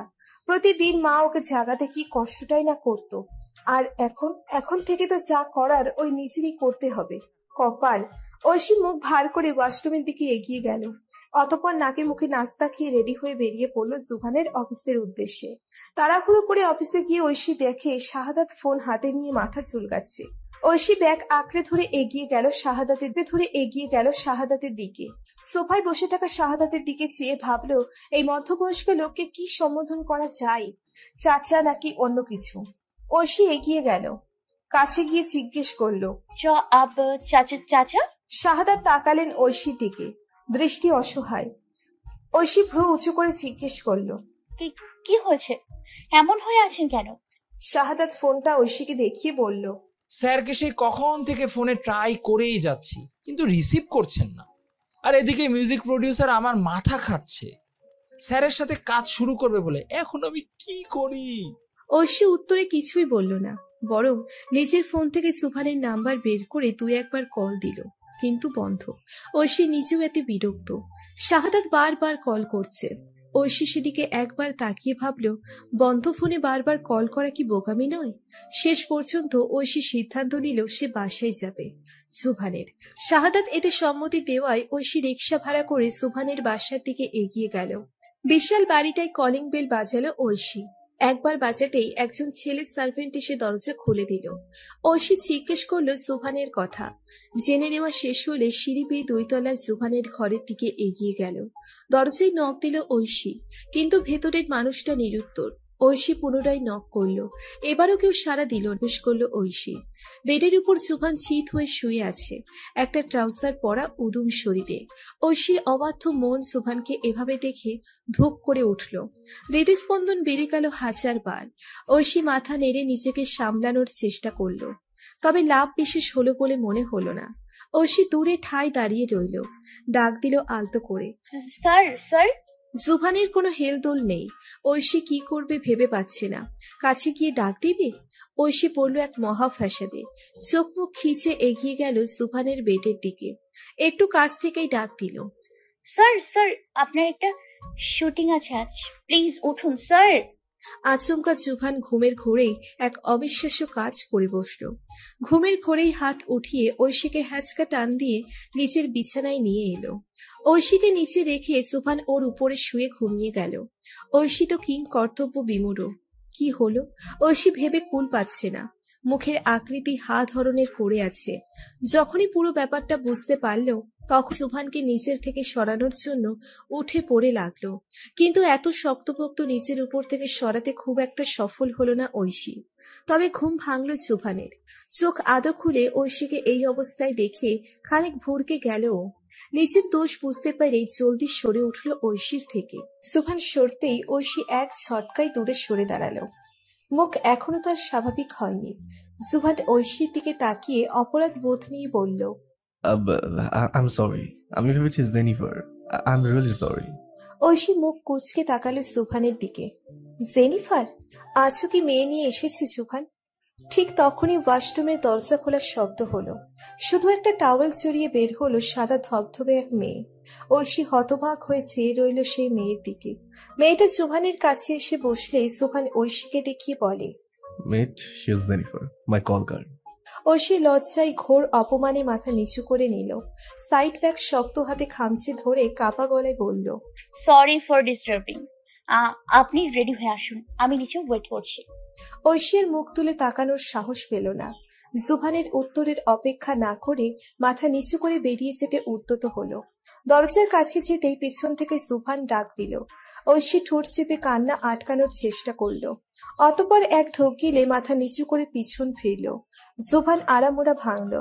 জেনিফার চুল এক হাত দিয়ে পেঁচাতে পেঁচাতে বলল, জাস্ট 5 মিনিট অপেক্ষা করো, আই এম কামিং। ঐশী মাথা হেলিয়ে সম্মতি দিল। তারপর দরজা ধুম করে খুলে বেরিয়ে গেল রুম থেকে। সুভানের সেদিকে তাকানোর সময় নেই। সে কিছু সময় জেনিফারকে নিয়ে মধ্য থেকে ওয়াশরুমের দিকে এগিয়ে গেল। ঐশী রুম থেকে বেরিয়ে এক দৌড়ে বসার ঘরে সোফায় এসে বসলো। ব্যাগটা চট করে সোফায় রেখে দিয়ে সোফায় গা এলালো। চোখ বন্ধ করে লম্বা লম্বা নিঃশ্বাস নিতে লাগলো। বারবার বন্ধ চোখের পাতায় ভাসছে, মিট শিজ জেনিফার, মাইকের শব্দগুলো। বিষাক্ত শব্দ শুনে ঐশীর বন্ধ চোখের কার্নিশ ঘেঁষে গড়িয়ে পড়ল এক রংহীন মুক্ত অশ্রু। ইস, ভালোবাসা কি যন্ত্রণাদায়ক। জায়গাটার নাম বান্দারবান, বাংলাদেশের বিখ্যাত পর্যটন জায়গাগুলোর মধ্যে একটি। আজ এখানেই শুটিং করা হবে সুভানের মিউজিক ভিডিও। সুভান একদিকে দাঁড়িয়ে মেকআপ নিচ্ছে, আর একটু দূরে ঐশী এক হাতে সুভানের স্ক্রিপ্ট নিয়ে দাঁড়িয়ে আছে। রোদের তীব্র ছাঁচালো আলোতে চোখ মুখ বারবার কুঁচকে আসছে ওর, কপালে ক্ষুদ্র ক্ষুদ্র ঘামের ফোঁটা চকচক করছে। শুটিং শুরু হবে আর কিছুক্ষণ পর। সুভান রেডি হয়ে ঐশীর পাশে এসে বসলো। ঐশীর হাত থেকে স্ক্রিপ্ট নিয়ে সেটাই একবার চোখ বুলালো। ঐশী ঠাই বসে রইল চেয়ারে, দৃষ্টি অতলে সদূরে। একটু দূরে একটা হিজল ফুলের গাছ বাঁকা হয়ে দাঁড়িয়ে আছে, রাশি রাশি ফুল ছড়িয়ে পড়েছে ধুলোবালি জমা মাটিতে। ঐশীর লোভ লাগলো, ফুল কানে গোচার লোভ। সে সবাইকে ব্যস্ত দেখে চেয়ার থেকে উঠে এগিয়ে গেল হিজল ফুলের গাছের দিকে। সামনে লতানো গাছ, ডানে বামে ফুলের সাম্রাজ্য। ঐশী মুগ্ধ হয়ে চেয়ে রইল। এত বিমোহিত সে আগে কখনো হয়নি। এত সুন্দর।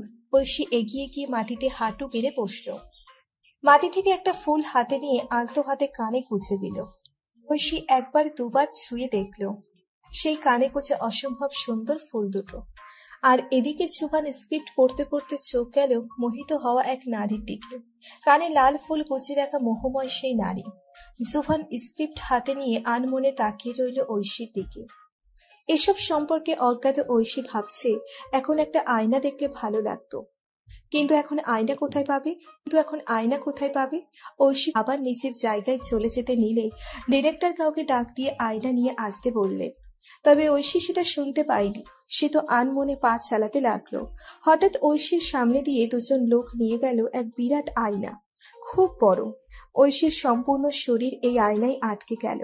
ঐশী বিস্মিত হলো, উজ্জ্বল চোখ চেয়ে রইল আকস্মিক আশা এই আয়নার দিকে। নিজের প্রতিরূপকে এত সুন্দরভাবে উপস্থাপন করাই ঐশী মোহিত হলো। আয়নার দিকে চেয়ে ঠাই দাঁড়িয়ে রইল।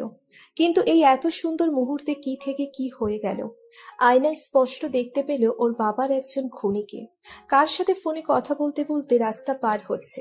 ঐশী তন্ময়কে দেখে অবাক হয়ে পেছন ফিরে তাকালো। তন্ময়কে চলে যেতে দেখে ওর পিছু নিল। তন্ময় এগিয়ে যাচ্ছে আর ঐশী তাকে ফলো করছে। আজ কিছু একটা ক্লু তো পাবেই ও। কিন্তু দুর্ভাগ্যবশত একটু পর তন্ময় কিছু একটা টের পেল। ফোন কেটে দিয়ে পেছন ফিরল। সঙ্গে ঐশী একটা কাপড়ের দোকানের ভিতর ঢুকে গেল। মাথা নিচু করে কাপড় দেখতে দেখতে আর চোখে আবারও একবার তন্ময়কে দেখে নিল। তন্ময় ভ্রু কুঁচকে তাকালো আশেপাশে, কিন্তু সন্দেহজনক কাউকে নজরে পড়ল না। তন্ময় মনের ভুল ভেবে উড়িয়ে দিল ব্যাপারটা। ফোন আবারও কানে লাগিয়ে হাঁটা ধরল ও। এবার ঐশীও তন্ময়ের পিছন পিছন হাঁটা ধরল, তবে এবার আরো সাবধানে। একটা দোকান পার করার সময় ঐশী একটা পুতুলের মাথায় একটা লাল ক্যাপ দেখল। ঐশী তন্ময়কে অনুসরণ করতে করতে হাত বাড়িয়ে সেই ক্যাপটা পুতুলের মাথা থেকে খুলে নিচের মাথায় ভালো করে পরে নিল। এবার ঐশীকে চেনা একটু দায়ী হয়ে পড়েছে।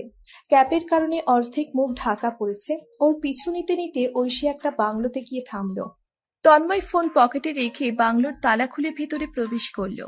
তন্ময় দরজা বন্ধ করার পর ঐশী খুব সন্তর্পণে এগিয়ে গেল দরজার কাছে। দরজার কাছে লিফলেট টাঙানো দেখলো। ফট করে নিজের মোবাইল বের করে লিফলেটের একটা ছবি তুলে নিল। এবার এই বিশাল বান্দারবানে এই খুনিকে খুঁজতে সুবিধে হবে ওর। ঐশী বেরিয়ে গেল বাংলো থেকে। বাঁকা হেসে আবারও হাঁটা ধরল শুটিং স্পটের দিকে। এবার সর্বপ্রথম খেলা শুরু, গেম নাম্বার 1।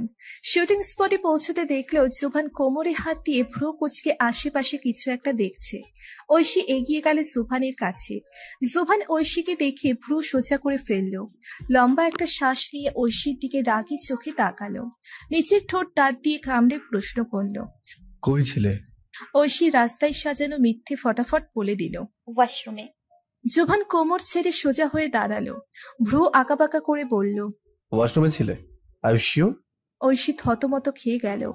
তো জুভান একটা হাঁপ ছেড়ে দিয়ে ঐশীর থেকে মনোযোগ সরিয়ে সামনে তাকালো।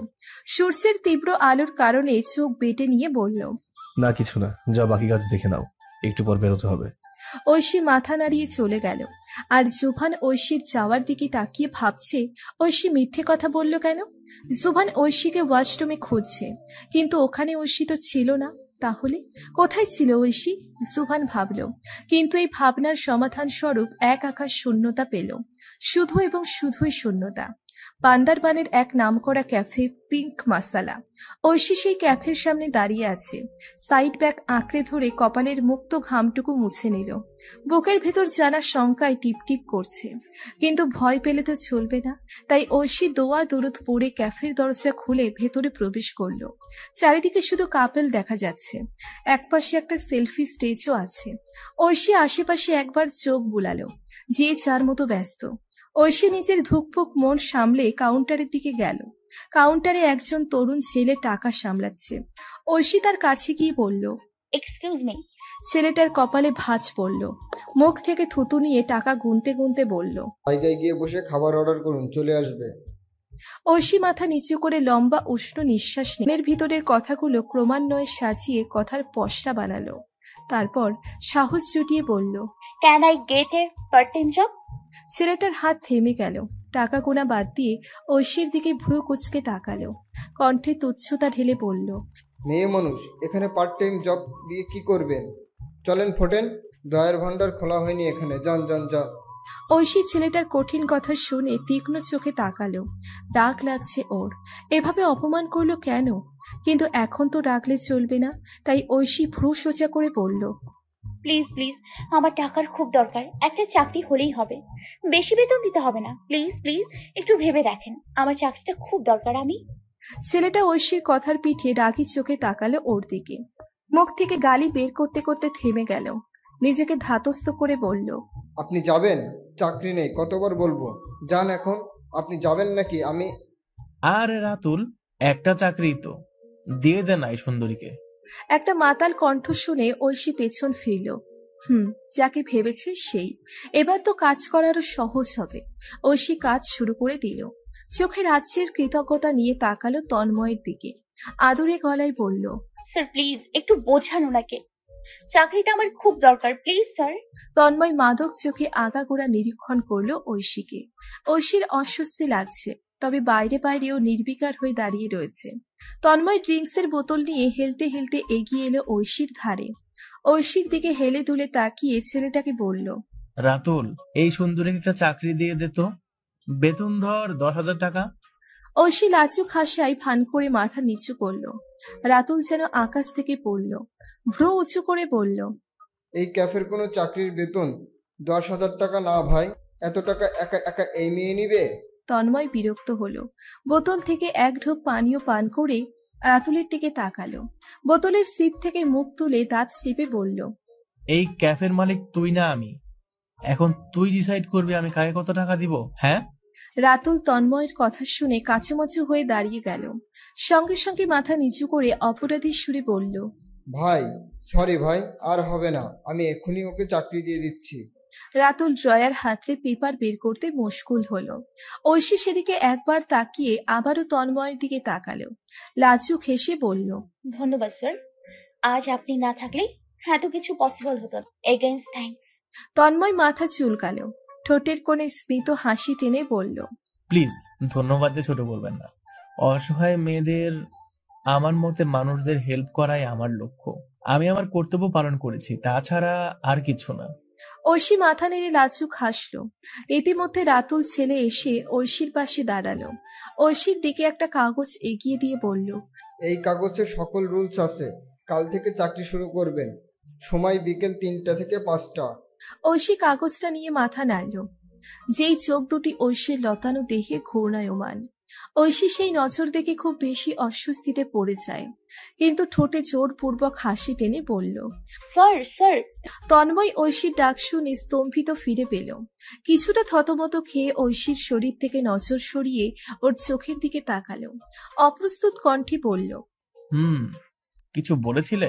জি স্যার, আপনাকে যে কি বলে ধন্যবাদ দিব আমি জানি না। আজ তাহলে আসি, কাল দেখা হবে। ঐশী চলে যেতে উদ্যত হলে তন্ময় পেছন থেকে ডাকে, এই মেয়ে। ঐশী পেছন ফিরে তন্ময় লাজুক হেসে বলল, তোমার নাম কি সেটাই তো বললে না? ঐশী ভাবাভাবি ছাড়াই বলল, ভূমি। ভূমি আমার নাম। Wow, such a cute name, একদমই তোমার মতো। ঐশী ভেতরে ভেতরে দাঁত কিরমির করলো, তবে বাইরে সৌজন্যমূলক হাসি হেসে বলল, থ্যাংক ইউ স্যার, এবার আসি। তন্ময় মাদক চোখে তাকিয়ে কাউন্টার টেবিলে হেলান দিল, বলল, আসো তবে। কাল দেখা হচ্ছে কিন্তু। ঐশী মুচকি হেসে ক্যাফে থেকে বেরিয়ে গেল। আর এদিকে তন্ময় রাতের ঘুম হারাম হলো ঐশীর চিন্তায়। মেয়ে মানুষ। শুটিং শেষ করে জুভান শাওয়ার নিচ্ছিল। আর মাত্র 7 দিন আছে সে এই জায়গায়। জুভান শাওয়ার নিয়ে গায়ে টাওয়েল ছড়িয়ে বের হলো। ফর্সা উদম বুকে টপ টপ করে পানি পড়ছে। জুভান হাত দিয়ে চুল ছাড়তে ছাড়তে এগিয়ে গেল সোফার দিকে। সোফা থেকে একটা সাদা রঙের টি শার্ট গায়ে দিল।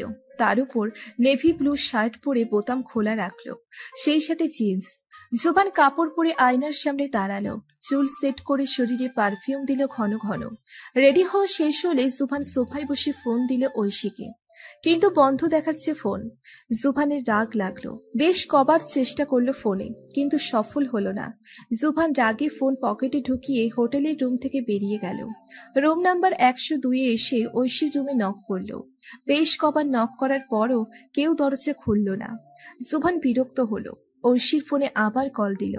এবার রিং হচ্ছে। ফোন ধরতেই ঐশী কিছু বলার আগে জুবান থমকে উঠল।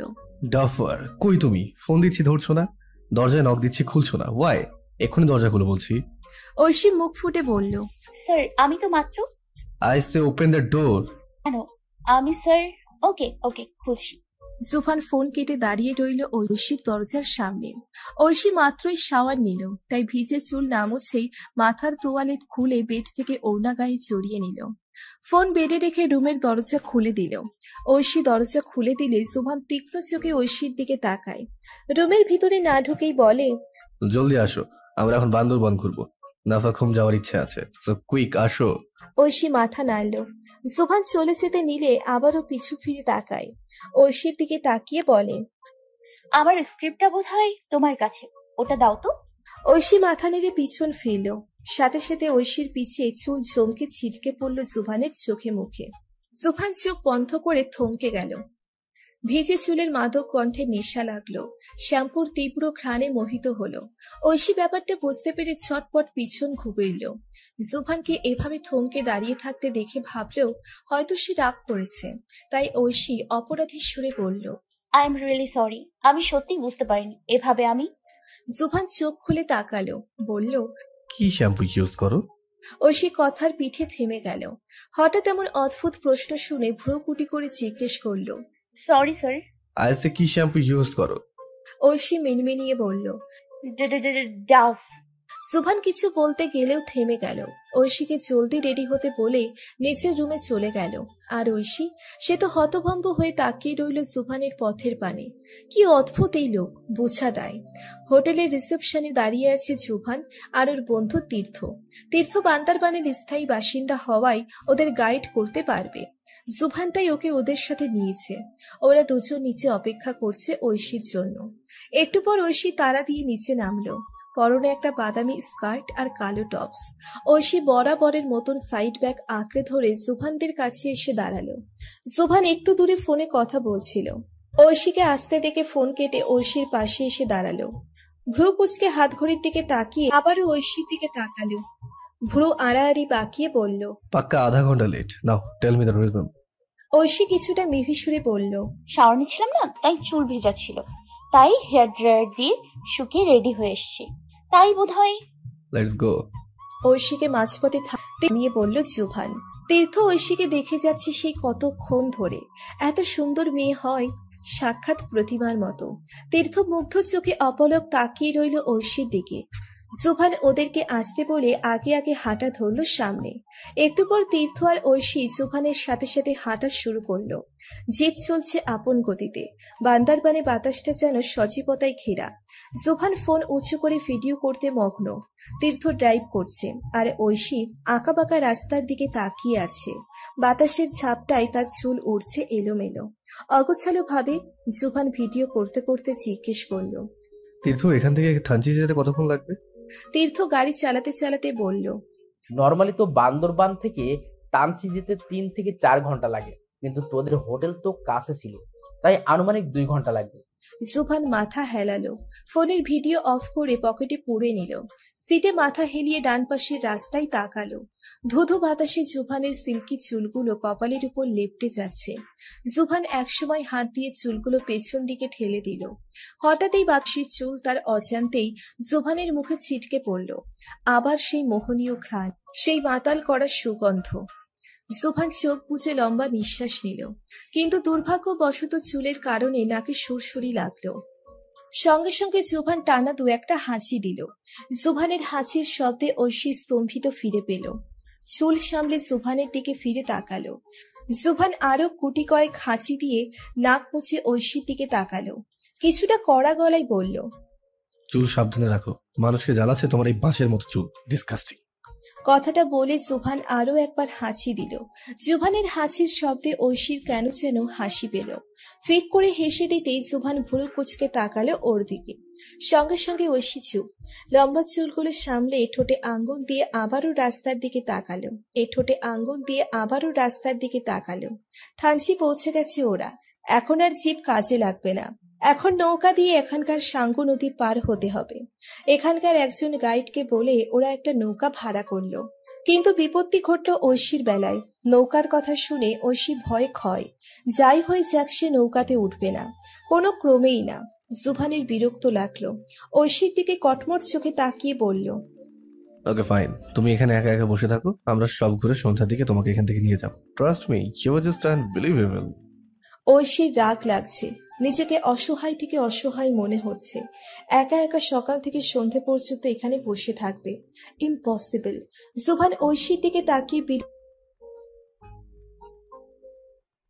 দেখো ঐশী, একটা নৌকায় তো এত ভয় পাবার কি আছে, আমাদের সাথে চলো, খুব ভালো লাগবে।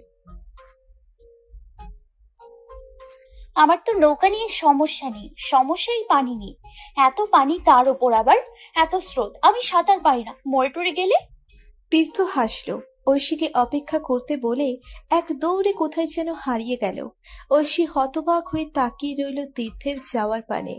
আর এদিকে জুভান একটু আগের ফোনে তোলা ছবিগুলো দেখছিল। ঐশী আর তীর্থকে একসাথে ফুসুর ফুসুর করতে দেখে ভ্রু কুটি করে ওদের দিকে তাকালো। কি এমন কথা বলছে ওরা? একটু পর তীর্থ হাতে করে 3টি লাইফ জ্যাকেট নিয়ে আসলো। ঐশীর দিকে একটা এগিয়ে দিয়ে বলল, নাও ধরো, এই জ্যাকেট সবাইকেই দেওয়া হয় সাঙ্গু নদী পার হওয়ার সময়। তুমি শুধু শুধু ভয় পাচ্ছিলে, এখন এটা পরে নাও, জলদি করো। ঐশী যেন হাঁপ ছেড়ে বাঁচল। তীর্থের কাছ থেকে জ্যাকেট নিয়ে জামার উপরে পরে নিল। তীর্থ নিজেও একটা জ্যাকেট পরে আর একটা জ্যাকেট জুভানের দিকে ছুড়ে দিল। জুভান সঙ্গে সঙ্গে ক্যাচ করে নিল। তীর্থ খানিকটা চিৎকার করে বলল, ভাই পরে নে। জুভান জ্যাকেটটা গায়ে দিতে দিতে আরো একবার ঐশীর দিকে তাকালো। লাইফ জ্যাকেট গায়ে দেওয়ায় হালকা পাতলা ঐশীকে অনেক মোটা লাগছে। জুভান ঐশীর দিকে তাকিয়ে অজান্তেই হেসে দিল। যেন মনে হচ্ছে সবুজ পাশের উপর হলুদের ছন দিয়ে মোড়ানো। ঐশী জুভানকে ওর দিকে তাকিয়ে থাকতে দেখে ভ্রু কুচকে তাকালো। মাস্ক পরা ছিল বিধায় জুভান হাসছে কিনা সেটা বাইরে থেকে বোঝা যাচ্ছে না, তাই ঐশীও বুঝতে পারল না। তীর্থ প্রথমে নৌকাতে উঠল। ঐশী এগিয়ে গিয়ে নৌকাতে উঠতে গেলে জুভান হাত বাড়িয়ে দিতে চাইল, কিন্তু তার আগেই তীর্থ নিচের হাত বাড়িয়ে ঐশীর হাত স্পর্শ করল। জুভান হাত গুটিয়ে দিয়ে ভ্রু কুচকে ওদের দিকে তাকালো। কেন তাকালো সে নিজেও জানে না। ঐশী এসব ভ্রুক্ষেপ না করে তীর্থের হাত ধরে নৌকাতে উঠে বসলো। নৌকা চলছে নদীর অঙ্গ জুড়ে। নৌকায় ওরা সহ আরো একজন কাপল আছে। একে অপরের সাথে ফিসফিস করছে আর আশেপাশে বারবার তাকাচ্ছে। ওইদিকে ঐশী একপাশে বসে আছে হাঁটু গেড়ে। খুব ইচ্ছে হচ্ছে পানিতে হাত দিতে, কিন্তু ভয়ের চোটে হাত দেওয়া তো দূরে থাক, নৌকার পাশ ঘেঁষেও পড়ছে না। যদি পড়ে যায়। তীর্থ নৌকায় গা এলিয়ে হেডফোন দিয়ে ফোনে গান শুনছে। এসব ভ্রমণ খুব স্বাভাবিক ওর জন্য। প্রায় অনেকবার এসেছে এই জায়গায়, চুষে খেয়েছে বান্দারবনের প্রতিটি এলাকা, তাই এসব দেখে খুব বেশি মোহিত হলো না সে। তবে জুভান নৌকায় বসে ভিডিও করছে। একসময় তীর্থ চোখ খুলে ঐশীর দিকে তাকালো। কেন জানে না ঐশীর হাবভাব সে খুব সহজেই বুঝে গেল। নিজের জায়গা ছেড়ে ঐশীর পাশে এসে বসলো। ঐশী পানির দিকে তাকিয়ে আছে আনমনে। হঠাৎ তীর্থ বলল, পানিতে হাত ভেজা। ঐশী মন খারাপ করে বলল, যদি নৌকা ডুবে যায়? তীর্থ হেসে বলল, সে চিন্তা তোমায় করতে হবে না, চলো হাত দাও। ঐশী বসে রইল। ভয় কাটেনি তার, তাই হাত দিল না ঠান্ডা পানির স্রোতে। তীর্থ আবার বলল, আমি আছি না, হাত দাও, ডুববে না নৌকা, দাও। ঐশী মাথা হেলিয়ে খুব সন্তর্পণে পানিতে হাত দিল। সাথে সাথেই পানিতে হাত দিল, সাথে সাথেই শিউরে উঠল ও। এত ভালো লাগছে, বলার অপেক্ষা রাখে না। ঐশী পানিতে হাত দিয়ে থমকে বসে রইল। পানির ফোঁটা ছিটকে পড়ছে ওর শরীরে। ঐশী আলতো হাতে পানির মাঝে হাত ডুবিয়ে রেখেছে। ঠান্ডা পানির জন্য হাত যেন কাটা যাচ্ছে, তবুও ভালো লাগছে, খুব খুব ভালো লাগছে ওর। তীর্থ মুগ্ধ চোখে চেয়ে রইল ঐশীর দিকে। একটু পর জিজ্ঞেস করলো, ভালো লাগছে? সঙ্গে সঙ্গে ঐশী উত্তর দিল, খুব ভালো লাগছে, অসম্ভব ভালো লাগছে, কিন্তু পানি ঠান্ডা অনেক, হাত অবশ হয়ে যাচ্ছে। এই নদীর পানি ঠান্ডায়, গরমকালেও খুব ঠান্ডা থাকে, একটু সময় হাত দিয়ে রাখো, সয়ে যাবে। ঐশী সব শুনে পানিতে আরো বেশি করে ডুবিয়ে দিল নিজের হাত। ওদের এই কথাবার্তা দেখে মাছি হুট করেই বলে উঠল, আপনারা কি স্বামী স্ত্রী? ঐশী থমকে গেল, সাথে চমকালো আরো দুটো চোখ। জুভান ফোন থেকে চোখ তুলে ভ্রু কুঁচকে তাকালো ওদের দিকে। ঐশী তীব্র অস্বস্তিতে পানি থেকে হাত উঠিয়ে নিল। তীর্থ পরিস্থিতি বেগতিক বুঝে গলা কেশে উঠল। না চাচা, আমার শুধু ফ্রেন্ড, তাছাড়া কিছুই নয়। নৌকা ছুড়ে পিন পতন নীরবতা। মাঝে মধ্যে নদীর পানির তীব্র গর্জন কানে আসছে। পাশে বসে আছে। পূর্বের অস্বস্তি এখন অনেকটাই কমে এসেছে। নদীর এই রূপায়ণ দেখে কখনো কি মন খারাপ করে থাকা যায়? জোভান ফোন হাতে নিয়ে পাশে বসে থাকা তীর্থকে মেসেজ করলো, কিন্তু দুর্ভাগ্যক্রমে মেসেজ সেন্ড হলো না। বারবার নেটওয়ার্ক সমস্যা দেখাচ্ছে, জোরে কথা বলাও যাবে না। ঐশী আছে, তাই শেষ পর্যন্ত জোভান হাল ছেড়ে দিয়ে নোটপ্যাড টাইপ করলো। কি ব্যাপার ব্রো, ওই মেয়েকে অনেক কেয়ার করছো, সামথিং ইজ ফিশি ফিশি। তীর্থ ফোনে গান শুনছিল। জোভান তীর্থের হাতে কনুই দিয়ে ধাক্কা দিল। তীর্থ চেতে উঠল, কান থেকে হেডফোন খুলে জোভানের দিকে তাকিয়ে বলল, আরে মাইয়াদের মতন গুতাস কি আরে লাই। জোভান শুনে ভ্রুদয়ের মাঝে ভাঁজ ফেলে তীর্থের দিকে তাকালো। তীর্থ নিভে এলো, মুখখানা নিষ্পাপ করে বলল, ভাই আমার, বল কি বলবি, তোর সব কথা শুনতে এই বান্দা সর্বদা হাজির। জোভান নোটপ্যাডে লেখা তীর্থের চোখের সামনে মেলে ধরল। তীর্থ লেখাটা পড়ে ভ্রু কুঁচকে তাকালো। জোভানের চোখে প্রশ্নবোধক দৃষ্টি। তীর্থ মৃদু হেসে চোখ বন্ধ করে লম্বা নিঃশ্বাস নিল। তারপর জোভানের দিকে তাকিয়ে বুকের বাঁ পাশে হাত দিয়ে ইশারা করে বলল, she stole my heart man. Jovan খুব স্বাভাবিক ভঙ্গিতে তাকালো। সে জানতো এমনই হবে। জোভান আবারও নোটপ্যাডে লিখল, ডাফার, মেয়েটা মুসলিম, তুই হিন্দু, কিভাবে কি? তীর্থ লেখা দেখে নিচের ফোনের নোটপ্যাডে লিখল, ইটস লাভ ব্রো, লাভ। জোভান তীক্ষ্ণ চোখে ফোনে লিখল, ইটস বুলশিট ব্রো, বুলশিট। তীর্থ অসহায় চোখে চেয়ে রইল জোভানের ফোনের নোটপ্যাডের দিকে। সাঙ্গো নদীর কিছুটা দূরে এসেছে নৌকা। এবার নদীটা ঢালু হয়ে এসেছে। ঐশী ঢোক গিলে তাকালো ঢালু হয়ে নেমে আসে নদীর স্রোতের দিকে। নৌকা ঢালু পেয়ে উঠতেই ঐশী জোরে বলে উঠল, সাবধানে। ঐশীর চিৎকার শুনে নৌকার বাকি সদস্য ওর দিকে বিরক্তি চোখে তাকালো। মাঝি হেসে বলল, ভয় পাওয়ার কিছুই নাই, এই নদী এমনই, জীবনের মতো এই নদীরও অনেক চড়াই উতরাই আছে। ঐশী তাকালো মাঝির দিকে। মুখে স্মিত হাসি নিয়েই নৌকা চালিয়ে যাচ্ছে, যেন এক জীবন এই মানুষের মতো সুখী দ্বিতীয় কেউ নেই। এত সুখ! ঐশী চেয়ে রইল ওই ফোকলা দাঁতের হাসির পানে। এক টুকরো খুশি উপচে পড়া হাসি। নৌকা ঢালু বেয়ে উঠছে, আর ঐশী নিজের জামা খামচে বসে আছে নিজের জায়গায়। জুভান ব্যাপারটা লক্ষ্য করলো। ঐশীকে স্বাভাবিক করতে এগিয়ে যেতেই তীর্থ উঠে গিয়ে বসলো ঐশীর পাশে। জুভান থমকালো। তীর্থের এসব যত্ন আর তেশিয়া নিতে পারছে না। কিন্তু কিন্তু কেন পারছে না? খুব স্বাভাবিক ব্যাপারকে সে কেন অস্বাভাবিক ভাবে নিচ্ছে? জুভান আপন মনে প্রশ্ন করে উত্তরের ঘটে এক আকাশ শূন্যতা পেল। তীর্থ ঐশীর পাশে বসলো। ঐশী তীর্থের দিকে তাকিয়ে বলল, খুব ঢালু, তাই না? তীর্থ দুপাশের পাহাড়ের দিকে তাকিয়ে বলল, একদমই না, বরং খুব মোহময়। ঐশী প্রশ্নবোধক চোখে তাকালো। তীর্থ পাহাড়গুলোর দিকে তাকিয়ে বলল, সব ভয় কাটিয়ে দাও, মন খুলে শুধু এই জায়গাতে মত্ত হও, দেখবে সব ভুলে গেছো। কোথাও আসো, কেমন আসো, কি করছো, সব ভুলে যাবে এক পলকে। একবার শুধু দূর দৃষ্টি দাও, খুব দূরে তাকাও, দৃষ্টির সীমার বাইরে। ঐশী কোনো প্রত্যুত্তর না করে সামনে তাকালো। সঙ্গে সঙ্গে মুগ্ধতা ওর দুচোখে ভর করলো। নদীর পাশে জুড়ে শুধু পাহাড় আর যেন একগুচ্ছ সবুজ রং শিল্পী ক্যানভাসে আঁকা। ঐশী হাত বাড়িয়ে ছুঁতে চাইল, তবে ছুঁতে পারল না, কিন্তু অনুভব করলো অসম্ভব প্রাণ চড়ানো মুগ্ধতা। তীর্থ পাশ থেকে বলল, ভালো লাগছে? মুগ্ধ ঐশী জবাব দিল, উফ, এত সুন্দর, আমি এসব দেখে ভালো লাগায় মারা যাচ্ছি। তীর্থ হাসলো। ঐশী আবারও বলল, পাহাড়গুলো মেঘ ছুঁয়নি, বরং মেঘের নিচে থাকায় দূর থেকে মনে হচ্ছে এগুলো মেঘের সাথে মিশে গেছে। ঐশী চোখ বড় বড় করে তাকিয়ে রইল। পলক ফেলতে ভুলে গেছে ও। মনে হচ্ছে একটা পলক ফেললে 1 ন্যানো সেকেন্ডের জন্য এই অপরূপ সৌন্দর্য মিস করবে। কিন্তু ঐশী দেখতে চায়, প্রাণ ভরে মিশতে চায় প্রকৃতির এই রূপের ছন্দে। তীর্থ বলল, 2 চোখ বুঝে নাও ঐশী, আরো ভালো লাগবে। সঙ্গে সঙ্গে ঐশী চোখ বুজে নিয়ে লম্বা নিঃশ্বাস নিল। ইস, বাতাসটা ওর নাকে ঢুকে গলার কাছে ঠান্ডা পরশ দিতে লাগলো। পেটের মধ্যে গুড়গুড় করছে। এত ভালো লাগছে কেন ওর? যখন ঐশীর কাজকর্ম দেখে উঠে এলো, ঐশীর পাশে বসে বলল, এখন যদি একটা জ্যাক থাকতো তোমার পাশে, তাহলে তো গ্রেট টাইটানিক সিন হয়ে যেত। ব্যাপারটা দারুণ না?